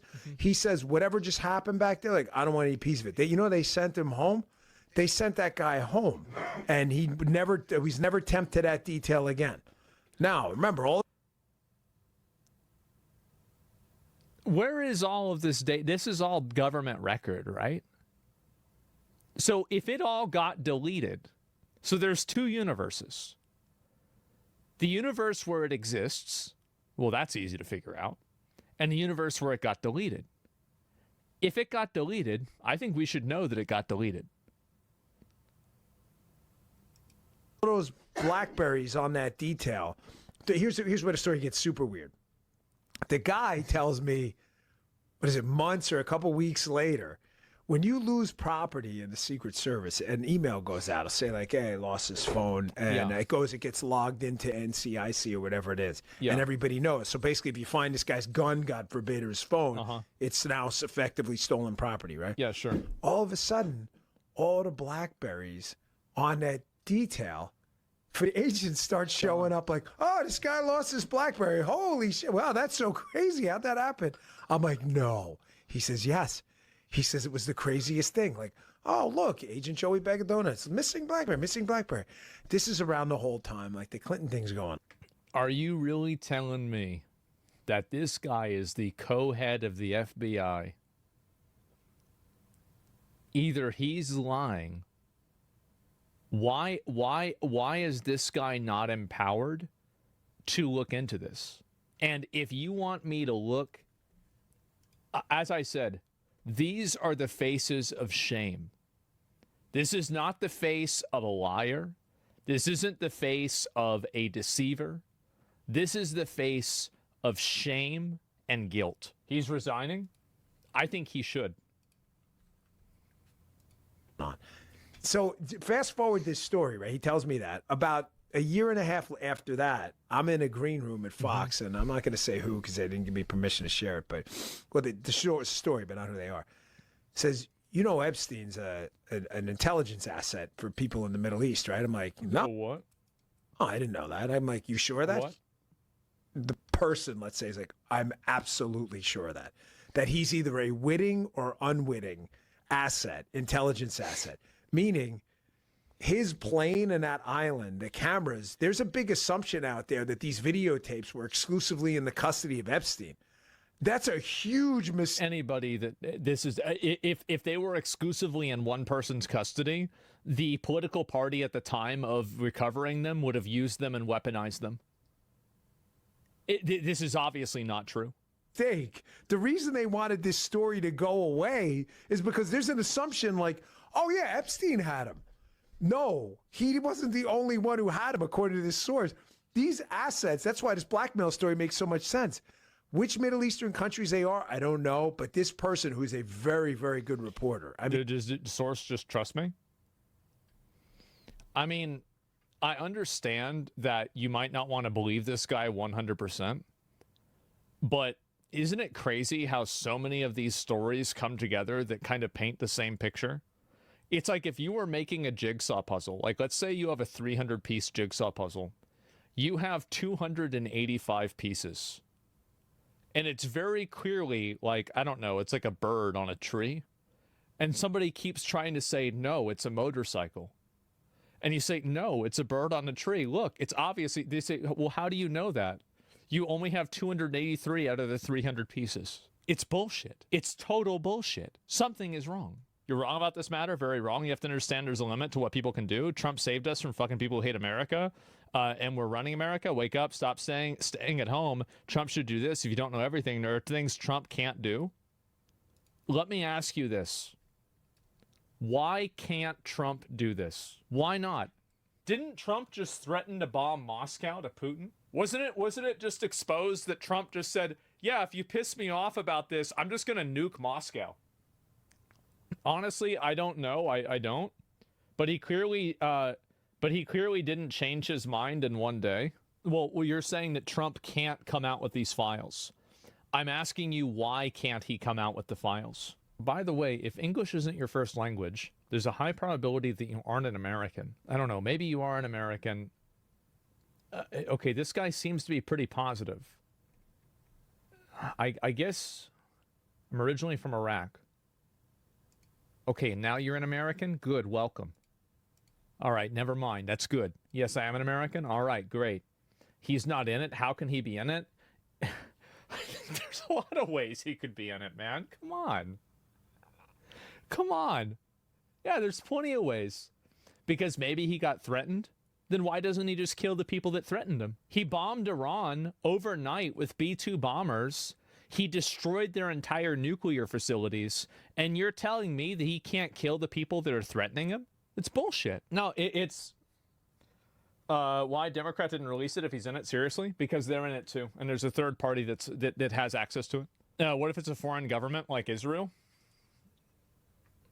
I think that if Israel said that they were blackmailing Trump by, like, I will just, if any country said that they were blackmailing Trump and that they would threaten to kill Trump if you release the Epstein files, I think that the American people would overwhelmingly support obliterating that country. Straight up. I'll say it.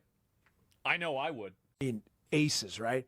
Swore Epstein was either a witting or unwitting intelligence asset, and they may have had his plane wired up, and they're the ones who have all this stuff. So the point is, to sum it up, how do you know some of these countries aren't going to some of these power players who aren't making decisions because, hey, you wouldn't want this video out there, right?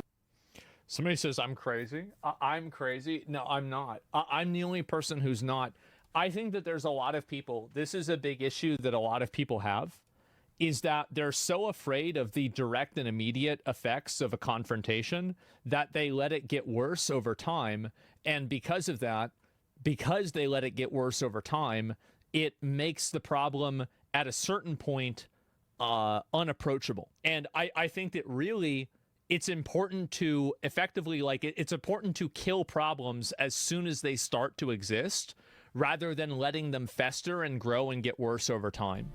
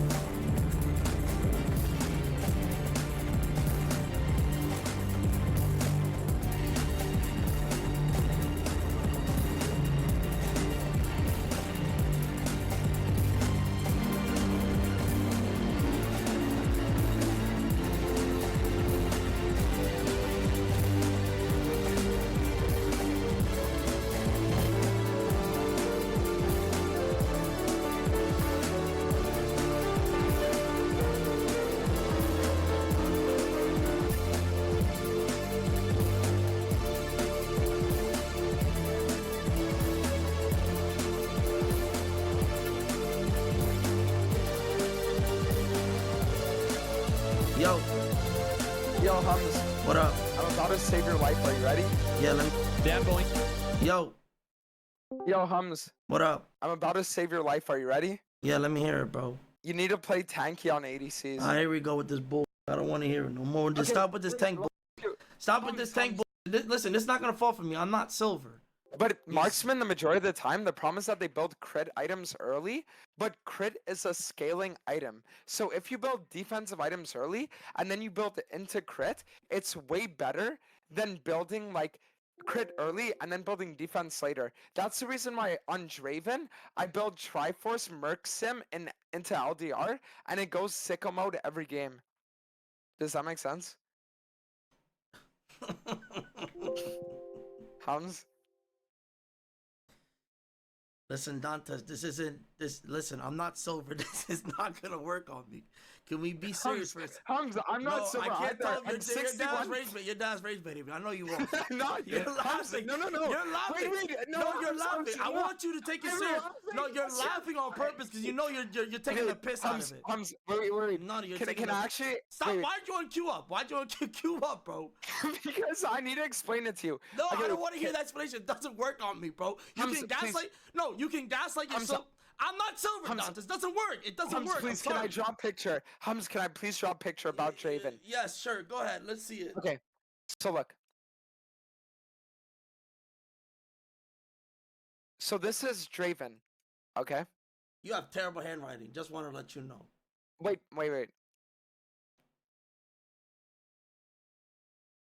What is this? A potato? No, it's Draven. Draven Okay, with ultimate. so this is Draven. Uh-huh. Okay, so what does Draven need in his laning phase? $3. The Rage Beta versus the Deluxe. He needs lifesteal, right? I'll let you He needs decide AD. who's Do first you place know what and his Q second. does? Yes, but he doesn't need AD. He needs lifesteal. No, he needs AD. Do you know how lifesteal works? You get more lifesteal based off how much damage you input. But you also get more lifesteal based off the amount of lifesteal you build. What? Yes, but you get more from your AD. And it works 10 times better with Draven because you're scaling with your AD with your Q. You need AD and lifesteal on Draven, so no matter what, you need BT. The thing is, I agree with you, except for the fact that Bloodthirster doesn't work with crit builds. Okay. No matter what you do, you need to build BT on Draven. You have to. Wait, can I show you something? Look, MVP. Dantas, you know I used to build this shit. I used to build Bruiser Draven. I still do. Some games it's good, some games it's not. But I'm telling you, it's good every game. No, because look. The Bruiser build, it works if you're against a team where you can't do auto attacks. Like for example, when you're against like a Braum, Nyla, or Braum, Nyla bot, and then they have like a fucking tank top, and then they have unkillable mid, unkillable jungle. Then you would go Bruiser Draven just to soak up HP, and you're not really trying to auto attack. You're just trying to just give a little cancer. Then you can build Bruiser Draven. Some games that works, some games it doesn't. When you do this build, once you get to 3 items, you're relying on critting to do damage. But the problem is that BT gives you no crit. So the problem is, but Draven needs BT no matter what. That's a problem in the marksman role in itself. That's not not if you go Merc Sim. Merc Sim doesn't give you crit, does it? I'm pretty sure it doesn't, right? No, but it gives you 10% lifesteal. Okay, but why would you get Merc Sim over BT? Because the thing is that, so what Merc Sim does, I'll explain, is that Merc Sim makes it so that you can get an early Vam Scepter for laning phase, so your laning phase just feels way better overall. And then after you build Train Force into Merc Sim, now you can soak a bunch of the enemy's focus, and you can have insane amounts of outplay potential because they can't do shit to you. You could say the same exact thing with BT Triforce at that point. If you wanted to go Triforce, then go BT Triforce. You can against comms, so there's no CC. I agree with you. If you want to go QSS, if you're gonna get hit by CC, then you go cleanse. If you're a good ADC player in the first, listen, Dantas, in the first thing about ADC, you're not supposed to get hit by CC in the first place if you're a good ADC player. And if they have like point and click, then you go cleanse. That's the problem. But Hums, that's the problem, is that you're saying that in order to be a good ADC player, you just need to play perfect. But that's not physically achievable. Do you see what I mean? And it's like, sure, you can be like, oh yeah, but look at Guma Yusi, right? But it's like, if you sit there and you actually play around the fact that you will get focused, bullshit will happen, you will get flash ulted by the cannon, and you just play for that to happen, then it puts you in a way better position than putting all your eggs in the crit basket and then getting shit on. You know what I mean? You lost me there. Hold on. Let me drink my coffee. Wallah, you lost me real quick. Let me drink coffee real quick. Let me open up your stream. Look me in the camera and say you're dead ass. Say you're dead ass. Say look me in the eye. Look me in the eye. Say you're dead ass. I'm dead ass. I genuinely think this build is broken. Triforce Merxim is way better than any other Draven build out there. Okay, all right. What does that mean? Nothing. I'll give this. Let me just see. Let me see your rune real quick. My room? Your rune. Oh, I go the same runes every game. It's broken. Why do you have second wind? Because it's good for lane phase. It gives you the same value of like 2 entire health pots at like 3 minutes. Okay, so if you wanted to play for lane phase, why don't you go Biscuit Cosmic? And plus you don't need more help on. You do know Draven can never lose a 1v1 against any champion. Yeah, but this means I can 1v2. You're not playing a 1v2. You can legit go fucking Absolute Gathering Storm. You will never lose a 1v1 on Draven, by the way. And I'll explain why. Because the problem is that if you go any runes that aren't resolved, you're playing to scale, right? But the thing is, ADC scale by default, so playing to have a better lane phase is way more important, especially since it's by default. So playing to have a better lane phase is great. But the thing is, ADC scale by default, so playing to have a better lane phase is way more important, especially since it's... So then go Biscuit Cosmic if you want to play for lane phase. You don't need it, though. Draven already has lane. Draven already has lane advantage. That's why you want to play towards Draven. You will always get... Listen. I'll do your build, but can you just watch my runes this game? It's shit. Okay, the only time I would say second win is fine is if you're going against like a poke bot lane, you're going D-shield, but like even that... Bard Ezreal. Bard Ezreal, I mean, like, sure, but you don't die against this lane. You're playing against a Bard. You're not gonna die, so you might as well just play the scale, right? If you're not gonna die, wouldn't you scale? Wouldn't you rather scale? No, because I'm gonna get camped. Hecarim's gonna camp me. It's gonna be 1v3. But that doesn't get you any value from second win. Listen, you have a Janna, so Janna's not gonna make sure you're not gonna die, correct? Just go Absolute Gathering. Trust me. Just go Absolute Gathering. Listen to me. Trust me. You don't need that bull. Bro, why Absolute Gathering? I'm a hunter. I'm sorry. Okay, so you have a Janna support, right? You're gonna play off. You're gonna play off just trading autos with the Ezreal if you can. You're probably never gonna be. If the Ezreal's good, you're not gonna be able to trade autos with him. He's gonna play Q range. What are you doing? Wait, look. Ha ha ha ha ha. All right, let's go. Wait, Hamsi, no, I actually made... Go watch Invade. Go watch Invade Raptor. Okay. Not there. The other one. Hums, I actually made a discovery recently with this Draven skin. Okay, what is it? Doesn't he low-key look like a French pedophile with like his face? Blue Jala just resubscribed for 36 months. 14? That's the age of consent in my country. Bro, you're gonna have the French community on your ass. You're gonna have the French community on your ass. They don't play. They don't play, bro. You gotta be careful. That's true. I'm from Quebec. No, them K-Corp motherfuckers, they gonna attack you. You better apologize. Apologize to the K-Corp scene. Anyways, go behind the minions. Go behind the minions. Don't. Okay, I'm done. You don't want to ever get outside of the minion wave against the Ezreal, but make sure. Like, what are you doing? Wait for your Janna. Okay, once you get double axes, you're gonna try to trade auto attacks against Ezreal, but staying behind the minion. Be in line with your Janna. Bro, my Janna's fucking AFK. You might want to start pinging her. She seems like she's AFK. No. I missed an axe. No, don't ping her like that. Just ping push. She doesn't know what she's doing. Bless her heart. Stay behind the minions. How are you half HP already, Dantes? How are you? I said stand behind the minions. Stand behind the minions. What are you doing? Okay, just give the push. They're level 2, Dantes. Run. They're level 2. No. Dantes, are you listening to me? This is not your fault, but like it's your fault. We get it that she's retarded, but like you're also retarded. Listen, you need to stand behind the minions to not get hit by the Ezreal Qs. You need to start pinging your Janna to ping the push. She doesn't know what she's doing. The support doesn't know how you want to play, so you need to guide her.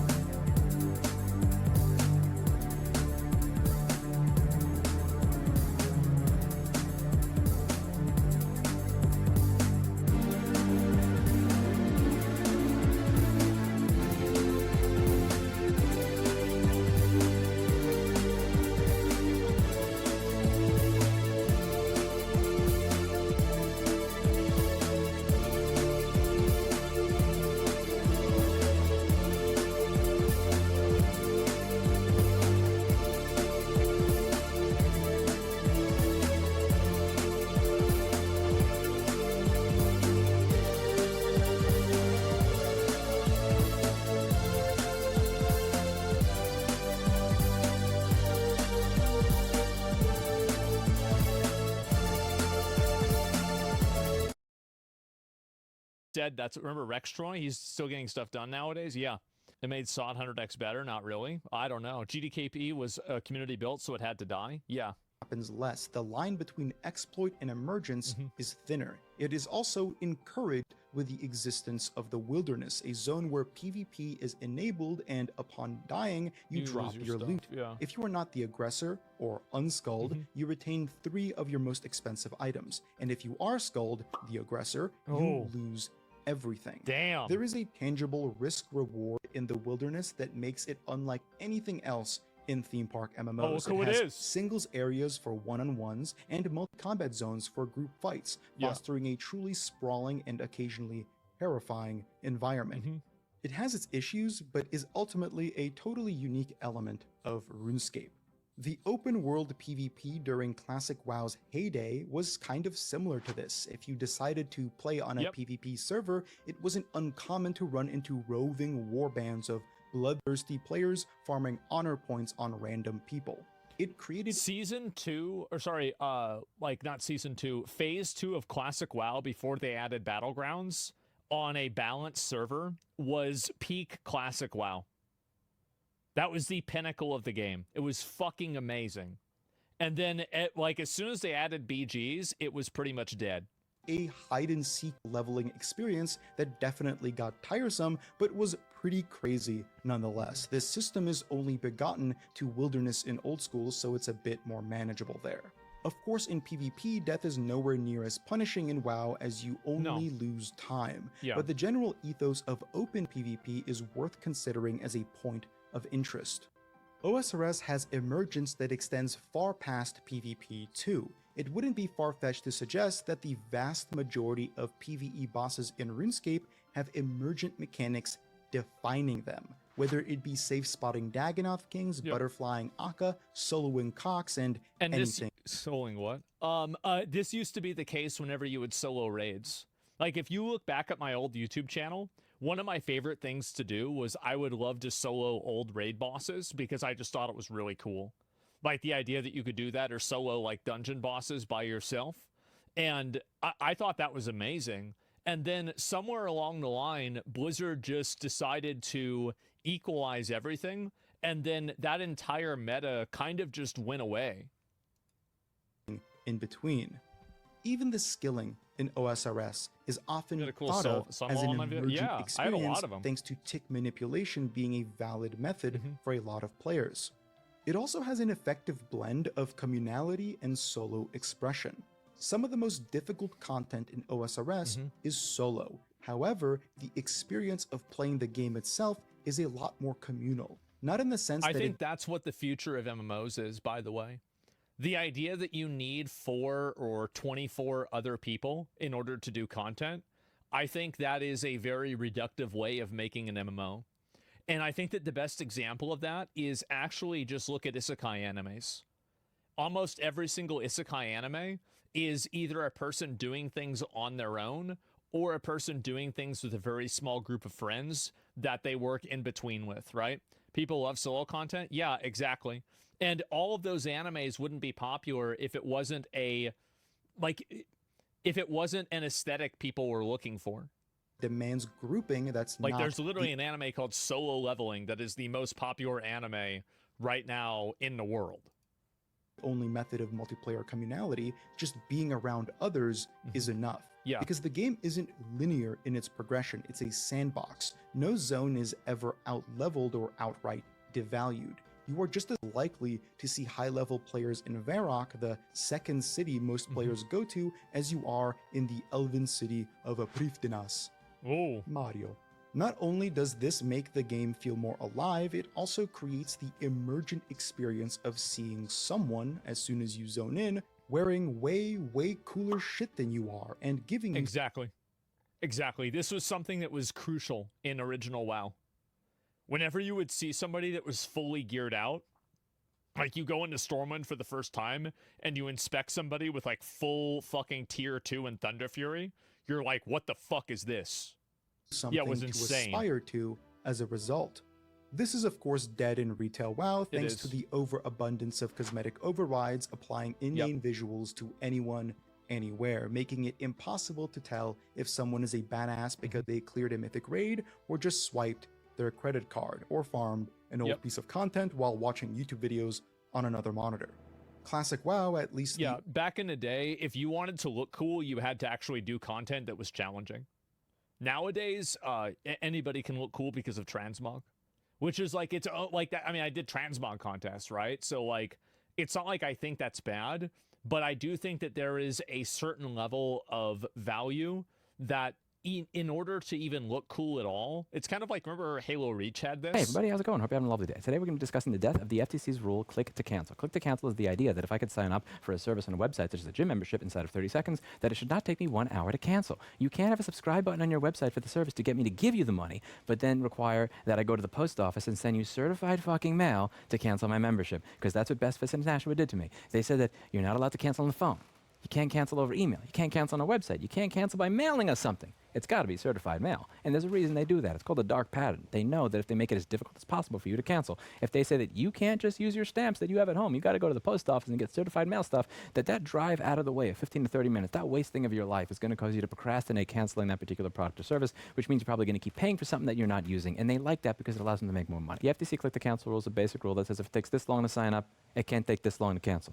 Simple rule, basic rule. Now, there's a couple of procedural issues that this rule has faced. One of the first is that the current chair of the FTC is somebody who fundamentally doesn't think this rule should exist. He dissented on the one-click cancel rule. The next one are going to be procedural ones that we're going to talk about as a result of a case that recently happened, and I wanted to talk to you about what happened in this case, because some people want me to blame the judge, some people want me to blame... There's some misplaced blame here, and I want to make sure that the blame goes where it belongs. This ruling that occurred recently struck this down because it said that they did not follow a particular procedure. If something is going to have an effect on the American economy of over $100 million, they have to do a particular study. And they're claiming that this particular study was not commissioned as a result of it. And as a result of that particular study not being commissioned, that meant that this was not done legally and properly. That's what the judges said. I hate to say that I don't hate the judge in this case, but I don't hate the judge in this case.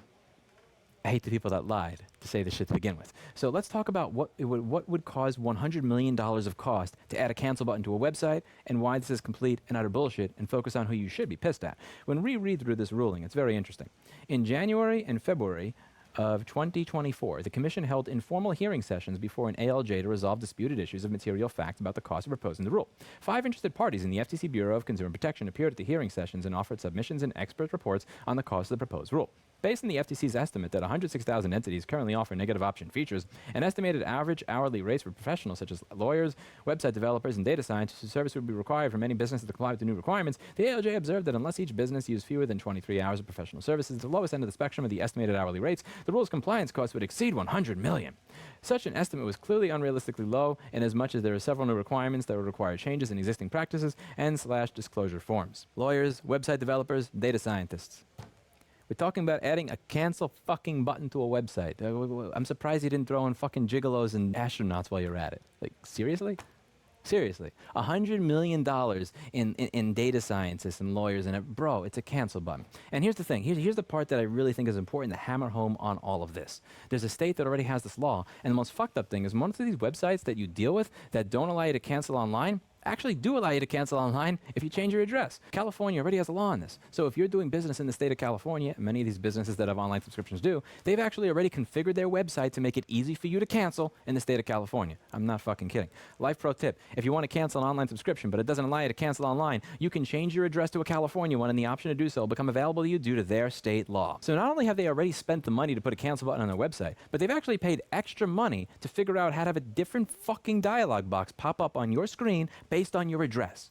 That is extra code. It takes more time, more effort, more resources to figure out what screen to present the customer. Did I give them the easy to cancel screen, or do I give them the dark pattern based on their address?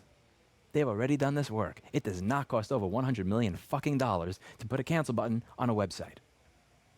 The judge was doing their job. There's a rule, and the rule says if something has the potential to cost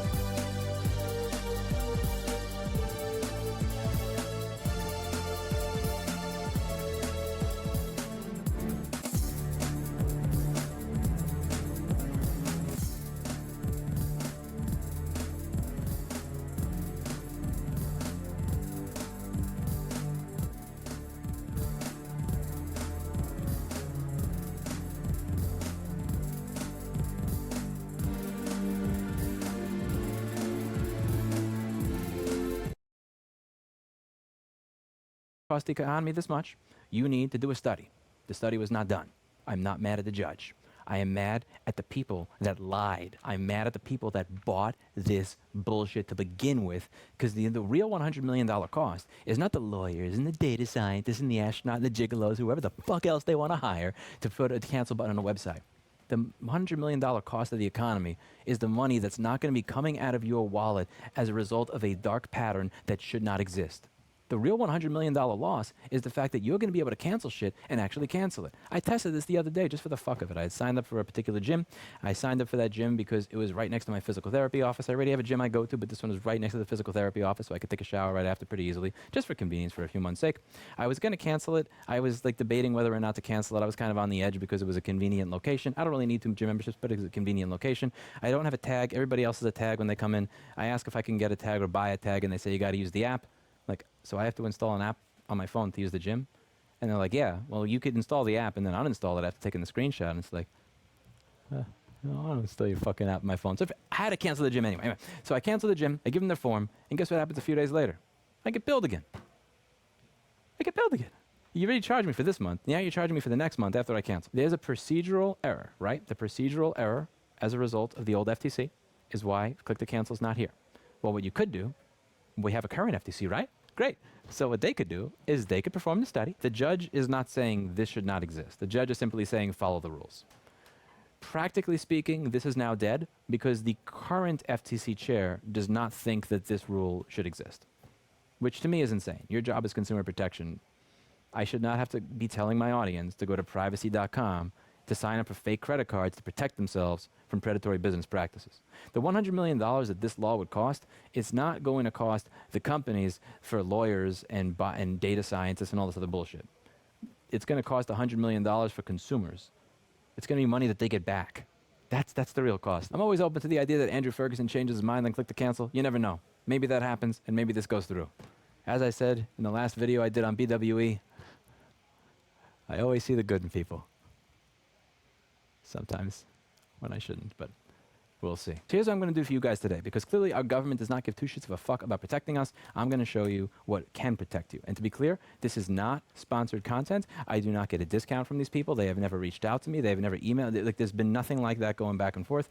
This is just truth. There's a company called privacy.com, and they have a setup where you can create fake credit cards based on a particular debit card. So I'm going to try and set this up so that you don't see shit on the screen that you're not supposed to, because I have personal information here.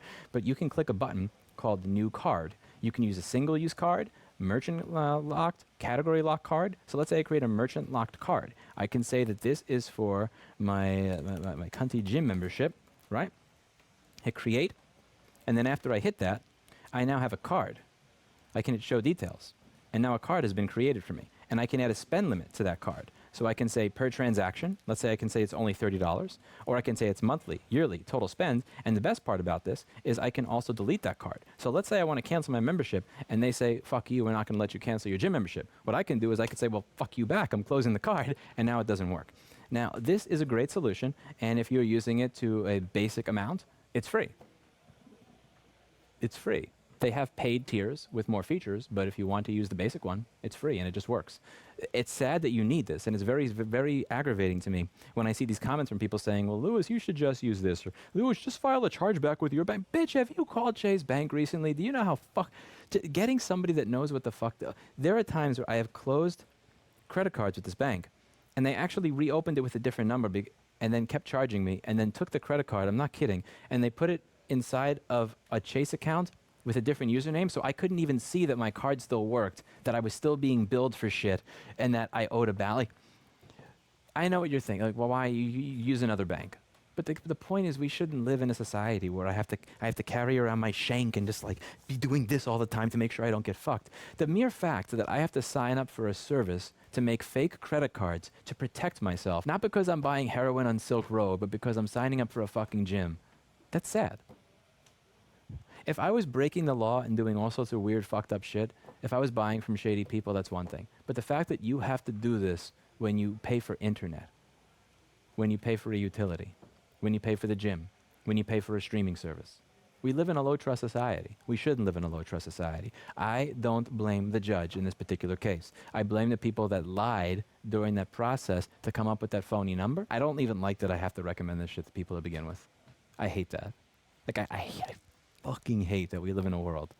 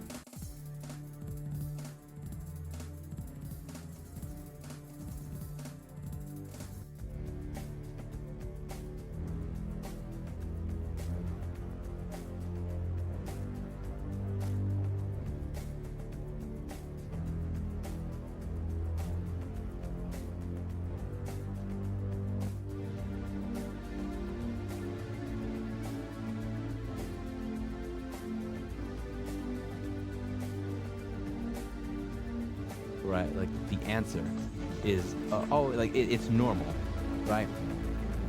When I was a kid in the 90s, the idea of signing up for fake credit cards, if you were doing that, you were a scammer. You were probably somebody who was doing something you weren't supposed to, right? But here, it's just the way of life. It's fucked up. It's wrong. If you want to help me with documenting this type of stuff, consumerrights.wiki is a site where you can cover this type of thing when you're dealing with dark patterns and companies that go out of their way to make it difficult to cancel on purpose. I did make a video recently on how to make a video or an article for that site. Nobody watched it because, like, why would they? It's a video on something serious. Who gives a shit? But yeah, we are trying to log this stuff as much as humanly possible. Help me log it. See you in the next video. Bye now.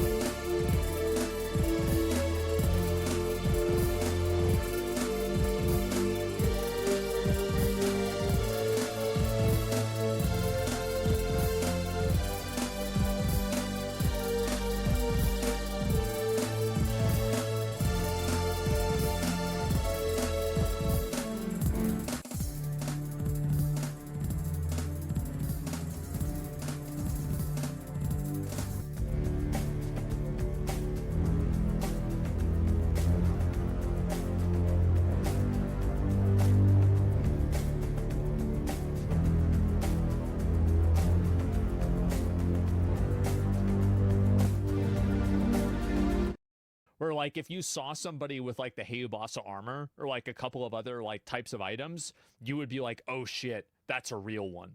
Original version didn't have cosmetic overrides, so Transmog did being more able good to than bad. actually I see understand what that, someone is wearing but you can lent see a what it took credible away, aura too. of authenticity to the game world and its player base. Everything felt of that world, and the items being worn gained an aesthetic value. They were recognized. The legendary armaments were legendary.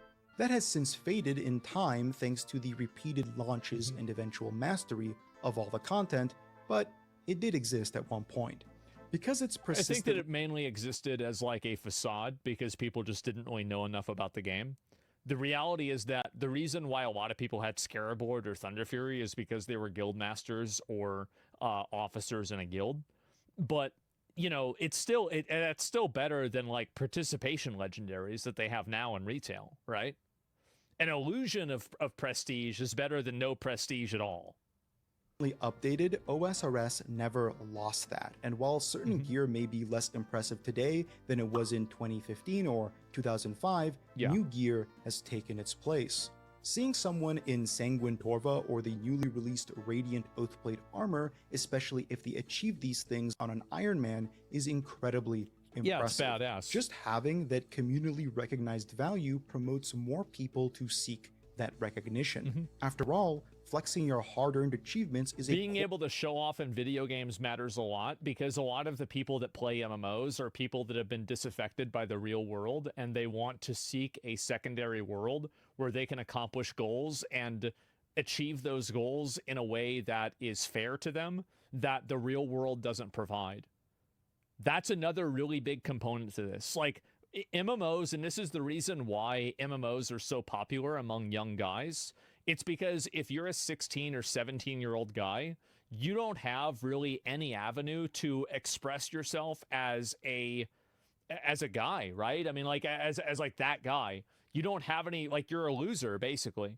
And so you can play a video game and you can work hard at this video game and you can achieve something that matters. And when a video game has a bunch of pay to win in it and it takes those things away from you, then that entire structure is removed. And so people spend so much money on prestige in real life. Think about how much money people spend on Prada or Lamborghinis or a Porsche or something like that, like Supreme clothes. All of these things have inflated values because of what they project. And what I'm saying is that for a lot of disaffected and young people, video games provide an alternate form of them to be able to seek out that same satisfaction that they're not able to achieve in real life. Or part of existing alongside other people, whether it be in-game or not. World of Warcraft, at least right now, is failing to offer That's sad. You could say that it's sad, but I also don't think it's really, I think it's natural. If you're a young guy, you want to find a place where you'll be taken seriously and treated like an adult. Like, that's what you want. Like, you don't want to be treated like a kid. Like, that's what happens. It's natural. Yeah, this has been going on for thousands of years. Permanent home for its players, asking them time and time again to recreate the same characters and re-experience the same events. Yeah. Bro, I wish Classic WoW Hardcore had these challenges. Goodness gracious, man. Hey, that's not bad. These are so That's cool. the last Batwave. I have a decent amount of prayer. This is exactly what I've been 56 asking also for had a forever. bit of a sketchy lore, but not one that I haven't done before. It's funny, I criticize Retail WoW for becoming a fleeting seasonal experience that devalues everything you've earned every new patch, but Classic WoW has become that too. Well, Retail WoW is its own competitive game, and it's made for a specific audience. I don't think they should change the way Retail WoW works. They have made their bed, now lay in it.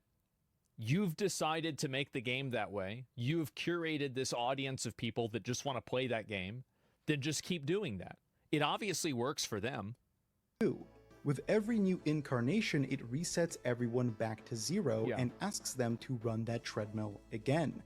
Blizzard is plagued by the disease of seasonality. They seem incapable of creating anything outside of that paradigm because it is the only way to foster continuous engagement in their eyes. Perhaps that's more a fault of the theme park MMO than it is of their own creativity. The Season of Discovery, being seasonal in name, also operated this way. It had incremental level gates, 20, 30, 40, and so on, that acted like miniature expansion releases with a new raid, some new content, and new abilities and other stuff. Blizzard, being tied to this seasonal model, was terrified of making players feel like they need to catch up to their friends, so they caught up for them. Level boost. That's the issue. That's the issue right there. The moment that Blizzard started catching players up instead of letting them play the game at their own pace is, I think, the moment that the MMO aspect of the game started to recede and die. And I think it started in Wrath of the Lich King, and it just got worse. Experience boosts, and so on.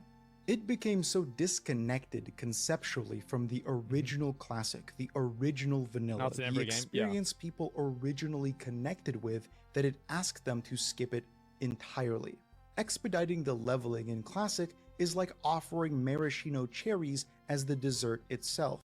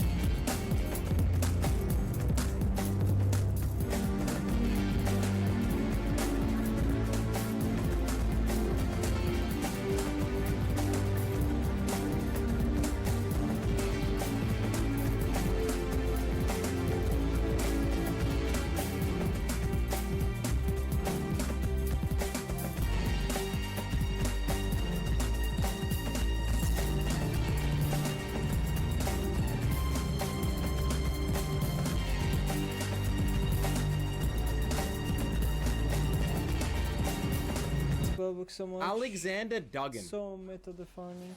Chat, what is an Alexander Duggan? What's his name mean? Every support is running around with spellbook, man, and it's so OP. Might be the guy at a fight club, but I could be wrong. Do we go full AP 2-3 or not? I hate the weather, bro. What's wrong with it? Nemesis? Oh my god. Well, we get our base in for Blackfire. Ganked as soon as I'm back.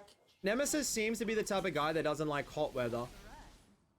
Oh no, the sun's out and it's hot. Oh, like, I don't know, man. I love the heat. It rains the whole morning and then I start streaming and it becomes sunny. Like, why can't it be the opposite, bro? Oh. Just be sunny when I'm not streaming and then rain when I'm streaming. Oh. I misunderstood your game. I apologize. I subscribe cause this fucking Robbie Williams UK cat food ad drive me insane. Thank you. Shout out Robbie Williams. I saw Robbie Williams live with my mother. He was quite impressive. Very impressive performance. But there was a lot of elderly lady dancing very provocatively in the crowd. It's actually a little bit I inappropriate. play Lux. I played her like yesterday, actually 2 days ago. She's just bad in high elo. Too much mana issues and too easy spells to dodge. There's always gonna be a low elo champion.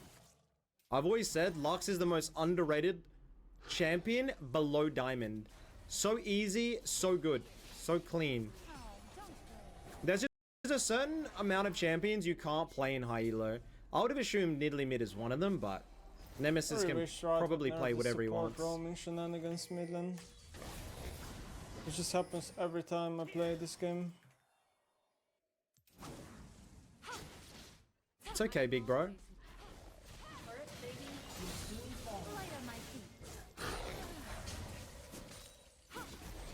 We watched Doran the other day play Nidalee top lane against Pinkward. I wonder if we'll see any Nidalee top at MSI. Oh, Charm. At MSI. It's kinda hard to break Ari with Nidalee. We got a little bit of a CS lead. Close. I'll put you down. Ari just doesn't go It's like, doesn't matter how many spells you hit. It just never goes Close. Protecting my path is my